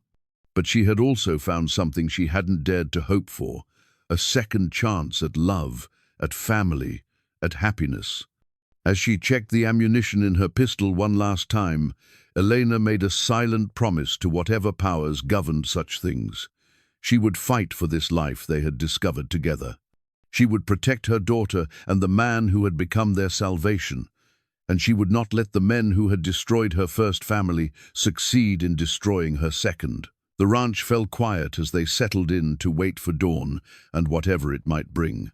Elena lay in her bed, listening to the familiar sounds of the night wind through the cottonwoods, the distant lowing of cattle, the soft creak of the house settling around them. Tomorrow, those peaceful sounds might be replaced by gunfire and shouting, by violence and fear. But tonight, they were still a family preparing to defend their home, and that was worth fighting for, worth dying for if necessary. Elena drifted off to sleep with her pistol on the nightstand and the sound of Colt's steady breathing from down the hall. Whatever tomorrow brought, they would face it together. They would fight for the life they had built and the love they had found. And God willing, they would survive to see the dawn break over their valley once more, free and safe and whole. Elena woke to the sound that would haunt her dreams for years to come, the deep, resonant clang of the ranch bell that Brannigan had positioned near the barn. 3 measured strikes, then silence, then 3 more. It was the signal they had arranged, the warning that their enemies had finally arrived. She was dressed and armed within minutes, her hands steady despite the fear coursing through her veins. Down the hall, she could hear Mabeth moving with the same quiet urgency they had practiced. Whatever was coming, they were as ready as they could be. Elena found Brannigan at the front window of the main room, his rifle resting against the sill as he peered out into the pre-dawn darkness. His face was calm, focused, but she could see the tension in his shoulders. "How many?" she whispered. "5 that I can see," he replied without taking his eyes from the window. "Could be more. They're being careful, trying to surround the house before they make their move." Elena moved to the side window, where she had a clear view of the barn and the eastern approach to the ranch. At first, she saw nothing but shadows and familiar shapes. Then movement caught her eye, a figure darting between the outbuildings, keeping low and moving with practiced stealth. "There," she said quietly, pointing toward the barn. Brannigan followed her gaze and nodded grimly. "They're professionals, not the kind of men who make mistakes or give up easily." Mabeth appeared in the doorway, her pistol held with the careful grip Brannigan had taught her. Despite her youth, there was a steadiness about her that made Elena proud, even as it broke her heart. No child should have to face such violence, but Mabeth was proving herself equal to the challenge. "What do we do now?" she asked. "We wait," Brannigan replied. "Let them make the first move, show us what they're planning. The house gives us good cover and clear fields of fire. As long as we stay calm and stick to the plan, we have the advantage." Elena tried to draw comfort from his confidence, but her heart was racing as she watched more figures moving in the darkness around their home. These men had killed her husband, had tracked her across 3 territories, and now they were here to finish what they had started. The thought of what they might do to Mabeth if they succeeded made her grip her weapon tighter. A voice called out from the darkness, rough, commanding, used to being obeyed. "Mrs. Ward, we know you're in there. We don't want any trouble, just want to talk about your husband's business dealings." Elena felt a bitter laugh rise in her throat. These men had murdered Thomas, and now they wanted to talk about his business dealings. Brannigan motioned for silence, his eyes never leaving the window. Elena could see the tactical mind at work, assessing the situation, calculating odds and options. "Mrs. Ward," the voice called again, closer now. "We're not going away. Come out peaceful, and nobody else has to get hurt." "Nobody else?" Elena whispered angrily. "As if they haven't already." "Shh," Brannigan cautioned. "Let them keep talking. Every word tells us something about their position and their intentions." Elena bit back her response, forcing herself to think tactically rather than emotionally. Brannigan was right. These men were revealing information with every shout, every movement. "We know the marshal's been in touch," the voice continued. "We know about the letter. Just hand over any papers your husband left behind, and we'll be on our way." Elena exchanged glances with Brannigan. The men clearly didn't know that Thomas's evidence was already in the hands of law enforcement. They thought Elena might still have something that could incriminate them. 5 minutes, Mrs. Ward, the voice called. Then we come in and get what we need. The ultimatum hung in the air like a death sentence. Elena felt Mabeth move closer to her, and she put her free arm around her daughter's shoulders. Whatever happened in the next few minutes would determine whether they lived to see another sunrise. Brannigan had moved away from the window, checking the other approaches to the house. "They're in position," he said quietly. 2 at the front, 2 at the back, 1 watching the side. Classic pincer movement. "Can we hold them off?" Elena asked. "We're about to find out." The silence stretched for what felt like hours, but was probably only minutes. Elena found herself counting her heartbeats, listening for any sound that might indicate the attack was beginning. The ranch bell sat silent now, having done its job of warning them. Then she heard it, the soft sound of footsteps on the front porch, someone trying to move quietly across the wooden boards. Elena's breath caught in her throat as she realized their enemies were making their move. "Get ready," Brannigan whispered, raising his rifle to his shoulder. The front door exploded inward with a crash that shook the entire house. Elena had expected it, had prepared for it, but the violence of the moment still made her heart stop. Dark figures poured through the doorway, and suddenly the peaceful home they had built together became a battlefield. Brannigan's rifle spoke first, the sound deafening in the enclosed space. Elena saw one of the intruders spin and fall, his weapon clattering across the floor. She forced herself to move, to think, to act, rather than simply react in terror. "The kitchen!" Brannigan shouted over the chaos. "Fall back to the kitchen!" Elena grabbed Mabeth's hand and ran, bullets splintering the walls around them as they sought the cover of the kitchen doorway. Behind them, she could hear Brannigan's measured gunfire, each shot calculated and precise. "Mama, I'm scared," Mabeth whispered, her young face pale but determined. "I know, sweetheart," Elena replied, checking her pistol with trembling hands. "Just remember what he taught us. Breathe, aim, squeeze gently." The sound of breaking glass came from the back of the house, more attackers coming through the windows. Elena realized with growing horror that they were being overwhelmed, that even Brannigan's skill might not be enough against so many enemies. "Elena," Brannigan's voice carried a note of urgency. "Kitchen window, 2 of them coming around the side." Elena moved to the window, seeing 2 figures approaching through the vegetable garden she had planted with such hope just weeks before. They were moving carefully but confidently, clearly experienced in this kind of work. She raised her pistol, trying to remember everything Brannigan had taught her about breathing and aiming. The first man was almost to the window when she pulled the trigger. The shot went wide, shattering glass but missing her target. "Breathe, Mama," Mabeth said quietly, "like he showed us." Elena steadied herself, drew a deep breath, and tried again. This time her shot found its mark, and the man stumbled backward, clutching his shoulder. Not a killing shot, but enough to slow him down. The second man raised his rifle toward the window, and Elena knew she didn't have time for another shot. She grabbed Mabeth and pulled them both away from the window, just as bullets shattered what remained of the glass. From the main room came the sounds of fierce fighting gunshots, breaking furniture, angry shouts. Elena's heart clenched with fear for Brannigan, but she forced herself to focus on protecting Mabeth. "Mrs. Ward," the rough voice was inside the house now, much closer than before. "This can end easy or hard. Your choice." Elena looked around the kitchen desperately, searching for options. They were trapped, outnumbered, running out of ammunition and time. But as her eyes fell on the ranch bell that was visible through the broken window, she remembered something Brannigan had told her about the signal. 3 strikes for danger approaching, 4 strikes for help needed. Elena grabbed the heavy iron poker from beside the stove and threw it through the window toward the bell with all her strength. The poker struck the bell with a resounding clang that echoed across the valley, 4 clear, desperate strikes that carried their plea for help into the darkness. "What are you doing?" Mabeth whispered. "Hoping," Elena replied, reloading her pistol with hands that shook despite her efforts to remain calm. The gunfire from the main room had stopped, and Elena felt ice form in her stomach.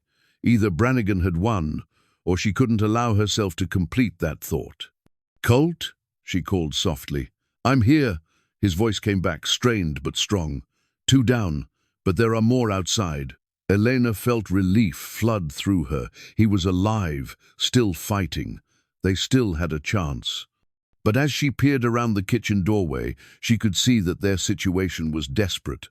The house was damaged, their ammunition was running low, and their enemies showed no signs of giving up. Elena found herself praying to the God her mother's rosary represented, begging for salvation that might never come. And then, in the distance, she heard something that made her heart leap with hope, the sound of approaching hoofbeats, multiple riders moving fast toward the ranch. The bell had been heard. Help was coming. The question was whether it would arrive in time. The sound of approaching riders grew louder, and Elena heard shouting from outside the remaining attackers, realizing that their carefully planned assault was about to become a trap. Through the broken kitchen window, she could see muzzle flashes as the men outside engaged the approaching help. "Federal marshals!" a voice shouted from the yard. "Drop your weapons!" Elena felt a surge of hope so powerful it nearly brought her to her knees. Marshal Morrison had arrived, and he hadn't come alone. "Elena!" Brannigan called from the main room. "Stay down. This isn't over yet." She could hear the truth in his warning. The arrival of the marshals had changed the dynamic of the fight, but the men who had come to kill them weren't the type to surrender quietly. If anything, they would become more desperate, more dangerous. A figure appeared in the kitchen doorway, not Brannigan, but one of their attackers, his face twisted with rage and desperation. Elena didn't hesitate. She raised her pistol and fired, the shot taking the man in the chest and sending him backward into the main room. "Mama!" Maybeth gasped, staring at what Elena had done. Elena looked at her daughter with steady eyes. "I protected our family," she said simply. "Sometimes that's what love requires." Maybeth nodded solemnly, understanding in that moment something about the world that Elena wished she never had to learn.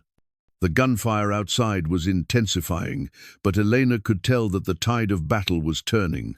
The marshals had numbers and position on their side, and the attackers were caught in the open with nowhere to run. "Mrs. Ward," the rough voice that had been taunting them earlier, now carried a note of desperation. "I've got something that belongs to you." Elena felt her blood freeze as she recognized what the man was threatening. She moved carefully to where she could see into the main room, and her worst fears were confirmed. One of the attackers had Brannigan at gunpoint, using him as a human shield as he backed toward the front door. "Let him go," Elena called out, her voice steady despite the terror clawing at her chest. "Can't do that, ma'am," the man replied, "but I'll make you a deal. You come out here with any papers your husband left behind, and I'll let your man live." Elena looked at Brannigan, seeing in his pale eyes the same message he had been trying to send her all along. "Don't sacrifice yourself for me." But Elena had already made her choice. She had lost one husband to these men. She would not lose another. From her pocket, she withdrew the blood-stained letter that had started this whole nightmare. Thomas's final warning, his attempt to expose the conspiracy that had killed him. It was the only evidence they had, the only thing that could bring justice for her husband's murder. "Here," she said, stepping into view with the letter in her hand. "This is what you want." The man's eyes lit up with triumph as he saw the paper. "Bring it over here, nice and slow." Elena began walking toward him, acutely aware of the gun pointed at Brannigan's head. Every step felt like an eternity, every breath a gift that might be her last. "That's far enough," the man said when she was halfway across the room. "Toss it over." Elena hesitated, looking into Brannigan's eyes one last time. In them, she saw love, regret, and something else, a warning. His gaze flicked almost imperceptibly toward the window, and Elena understood. Instead of throwing the letter to the gunman, she flung it toward the broken window, where the morning breeze caught it and carried it out into the yard. The man cursed and instinctively turned toward the escaping evidence, loosening his grip on Brannigan for just a moment. It was all the opening Brannigan needed. He spun in the man's grasp, striking upward with his elbow and sending the gun flying. The two men crashed to the floor, grappling for control. Elena raised her pistol, but they were rolling and fighting too close together for her to risk a shot. She could only watch in terrified helplessness as the man she loved fought for his life against a killer who had nothing left to lose. The fight seemed to last forever, though it was probably only seconds. Both men were strong and experienced, but Brannigan had the advantage of fighting for something more than just his own survival. When it was over, the attacker lay still, and Brannigan was slowly getting to his feet, bloodied but alive. "It's over," he said quietly, looking around the destroyed room that had been their peaceful home just hours before. Outside, the gunfire had stopped. Elena could hear Marshal Morrison shouting orders, the sounds of men being arrested, the controlled chaos that followed a successful operation. Through the window, she could see the morning sun breaking over the mountains, painting the sky in shades of gold and rose. They had survived. Elena ran to Brannigan, throwing her arms around him despite his injuries.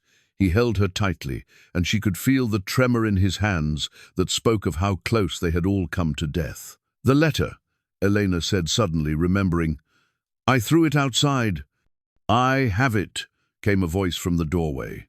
Marshal Frank Morrison stood there, holding the blood-stained paper that had caused so much death and destruction. He was a tall, lean man with graying hair and eyes that had seen too much violence. "One of my men retrieved it from the yard." Elena sagged with relief. The evidence was safe. Thomas's killers would face justice, and the nightmare that had started with her husband's death might finally be over. "Mrs. Ward," Morrison continued, "I owe you an apology. We should have moved faster, should have gotten to you before they did." "You came when it mattered," Elena replied. "That's what counts." Morrison looked around the damaged room, taking in the bullet holes and broken furniture, the evidence of the battle that had been fought here. "This was your home," he said with genuine regret. "It still is," Brannigan said firmly, his arm tightening around Elena's shoulders. "A home isn't about the building, it's about the people in it."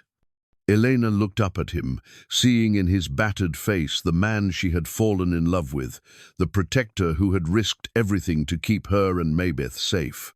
Damaged furniture could be replaced, broken windows could be repaired, but the love they had built together, the family they had become, that was precious beyond measure. "Mama," Maybeth said from where she had been standing quietly in the kitchen doorway, "are we really safe now?" Morrison nodded solemnly. "The Prescott conspiracy is finished, young lady. We've rounded up the last of them, and they'll be facing federal charges for murder and fraud. Your father's death will be avenged." Elena felt a strange mixture of satisfaction and sadness at his words. Justice for Thomas was important, but it couldn't bring him back or undo the suffering his death had caused. What mattered now was the future, the life she and Maybeth and Brannigan would build together. "Marshal," Brannigan said, "I assume you'll be needing statements from all of us."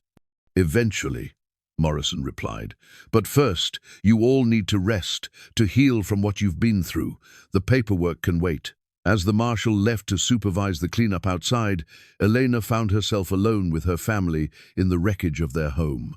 It should have been a moment of pure relief, but instead, she felt oddly empty, as if the intense focus required for survival had left her drained of emotion. "Elena," Brannigan said softly, "are you all right?" She looked around the room, where they had shared meals and conversations, where they had begun to build a life together. The damage seemed almost symbolic, the old life destroyed, but the foundation still strong enough to build upon. "I will be," she said finally. "We all will be." From her pocket, she withdrew her mother's rosary, fingering the familiar beads as she offered a silent prayer of gratitude. They had faced the darkness and emerged into the light. They had fought for their family and won. Now came the harder task, learning to live with what they had done, learning to heal from what they had endured, learning to trust in the peace they had fought so hard to achieve. But as Elena looked at the faces of the man and daughter she loved, she knew that whatever challenges lay ahead, they would meet them together. They were a family forged in fire, tempered by adversity, stronger for having survived the worst that life could throw at them. The sun was fully up now, flooding the damaged room with golden light. It was the dawn of a new day, a new beginning, a new chance at happiness.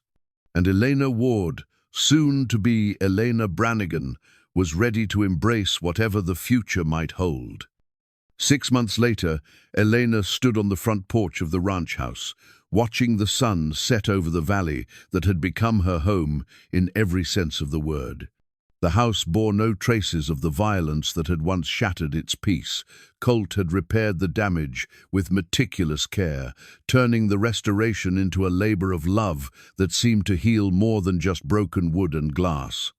The sound of laughter drifted from the barn, where Maybeth was teaching her new father the finer points of grooming Thunder's coat. Elena smiled at the easy camaraderie between them, marveling at how naturally they had settled into their roles as daughter and father. The adoption papers had been finalized just last week, making official what had been true in their hearts for months. "Mrs. Brannigan," a familiar voice said behind her, and Elena turned to see her husband approaching with 2 cups of coffee and the satisfied expression of a man who had spent the day working on his own land. "Mr. Brannigan," she replied with mock formality, accepting the coffee and moving aside so he could join her on the porch swing he had built for their wedding day. The ceremony had been small and simple, held in the same church in Coyote Bend, where Elena had prayed for guidance during those dark weeks of uncertainty. Marshal Morrison had given her away, and Maybeth had served as her maid of honor, beaming with joy throughout the entire service. The townspeople who had once gossiped about their arrangement now spoke of them as one of the most devoted couples in the territory. "Good day," Elena asked, settling against Colt's side with the comfortable ease of 2 people who had found their perfect fit. "Very good," he replied, his arm encircling her shoulders. "The new calves are thriving. The south pasture fence is finally finished, and I got a letter from Frank Morrison with some interesting news." Elena looked up at him curiously. "What kind of news?" "The Prescott conspirators were all convicted, life sentences for the murders, including Thomas's. The ringleaders will never see freedom again." Elena felt a complex mixture of emotions at the news. Relief that justice had been served, satisfaction that Thomas's death had been avenged, but also a kind of closure that allowed her to fully release the grief and anger she had carried for so long. "Good," she said simply. "Thomas can rest in peace now." They sat in comfortable silence for a while, listening to the evening sounds of the ranch settling around them. It was a different kind of peace than Elena had known in her first marriage, deeper, more grounded, built on shared trials and mutual understanding rather than youthful passion and dreams. "Colt," she said eventually, "do you ever wonder what would have happened if you had never come to collect that debt? If we had never met?" He was quiet for a moment, considering the question with the thoughtfulness she had come to love about him. "I think," he said finally, "that I would have stayed alone in this beautiful place, growing old and bitter without ever understanding what I was missing. And you and Maybeth would have found some other way to survive, because that's who you are, survivors." "But we wouldn't have found this," Elena said, gesturing toward the home they had built together. "No," Colt agreed. "We wouldn't have found this." From the barn came the sound of Maybeth's voice, raised in the song she had been teaching herself from an old hymnal. The melody drifted across the yard like a benediction, sweet and pure and full of hope for the future. "She's happy," Elena observed, watching her daughter through the barn door. "She's home," Colt corrected gently. "We all are." Elena reached into her pocket and withdrew the new family portrait they had commissioned from a traveling photographer just last week. The 3 of them stood together in front of the ranch house, Colt's massive frame protective and proud, Elena radiant in her best dress, and Mabeth between them, with her father's steady gaze and her mother's gentle smile. The photograph would replace the empty frame that had sat on the mantelpiece for so long, filling that vacant space with the family Colt had always dreamed of, and Elena had feared she would never find again. "I love you," she said, the words still carrying the wonder of someone who had been given a second chance at happiness. "I love you too," Colt replied, pressing a kiss to the top of her head. "Both of you, more than I ever thought possible." As the stars began to appear in the darkening sky, Elena reflected on the strange journey that had brought them to this moment. She had begun as a desperate widow, offering her daughter to settle a debt, had become a woman fighting for her life against killers, and had emerged as the wife and mother she was always meant to be. The road had been hard, marked by loss and fear, and moments when survival itself seemed impossible.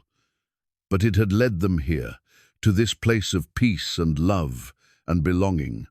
It had taught them that family was not just about blood or law, but about the choice to stand together against whatever challenges life might bring.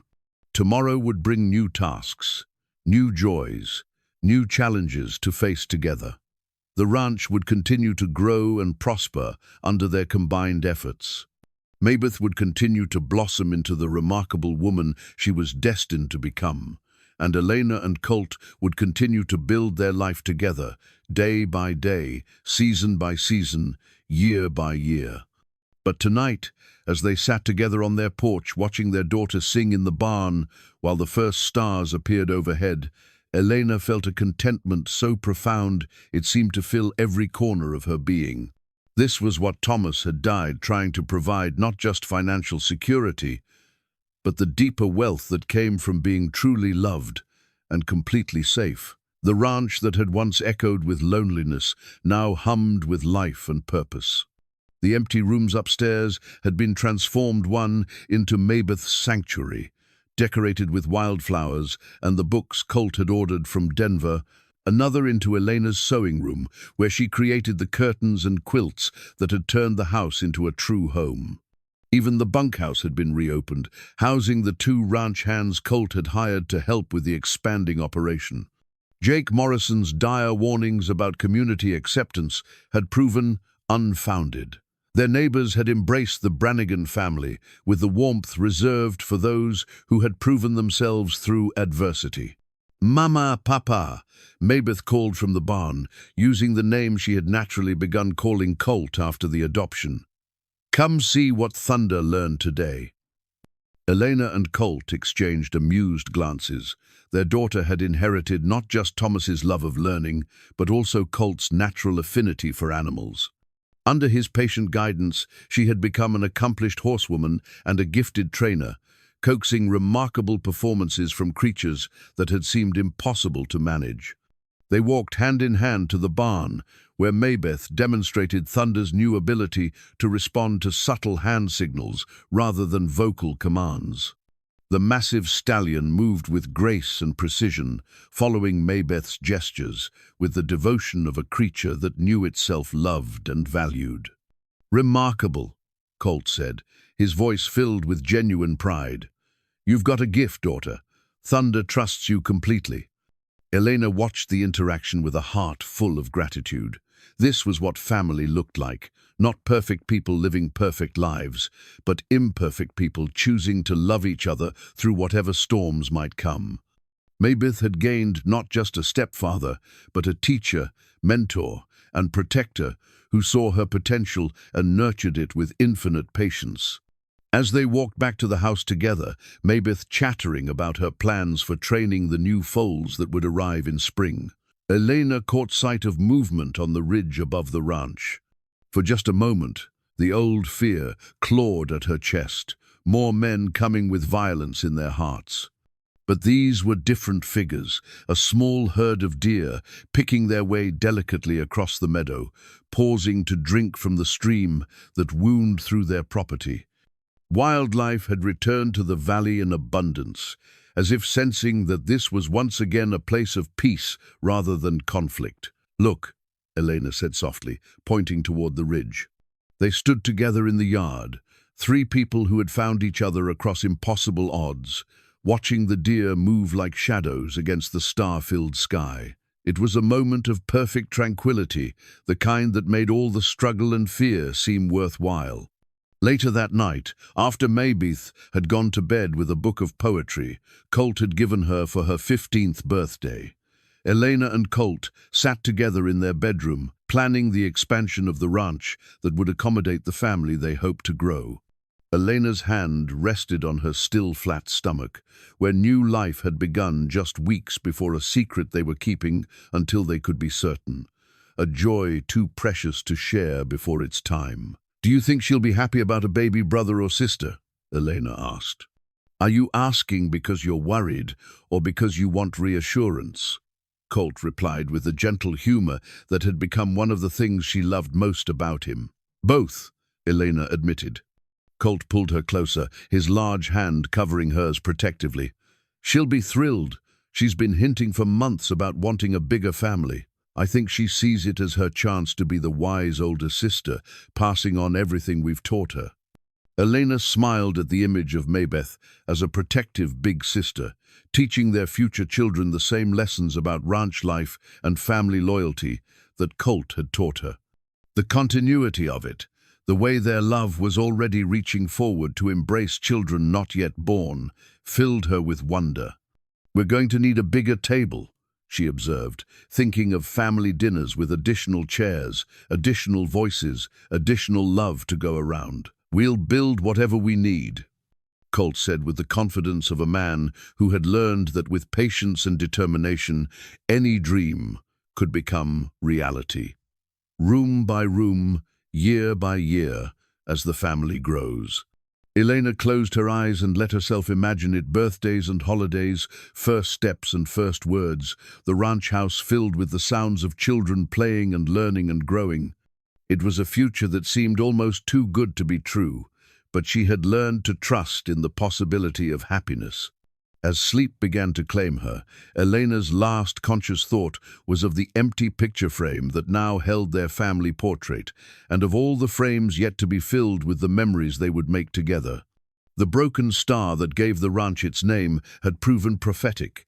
Sometimes things that seemed irreparably damaged could be made whole again, stronger and more beautiful for having survived the breaking. In the morning, they would wake to another day of shared purpose and quiet contentment. There would be cattle to tend and fences to mend, lessons to teach and love to share. There would be the 1,000 small tasks and pleasures that made up a life well lived. But tonight, Elena Brannigan fell asleep in the arms of the man who had saved her and the daughter she had protected, in the home they had defended and the peace they had earned. Tomorrow would bring what it would bring, but tonight all was well in their corner of the world. The circle was complete, the debt was paid, the family was whole.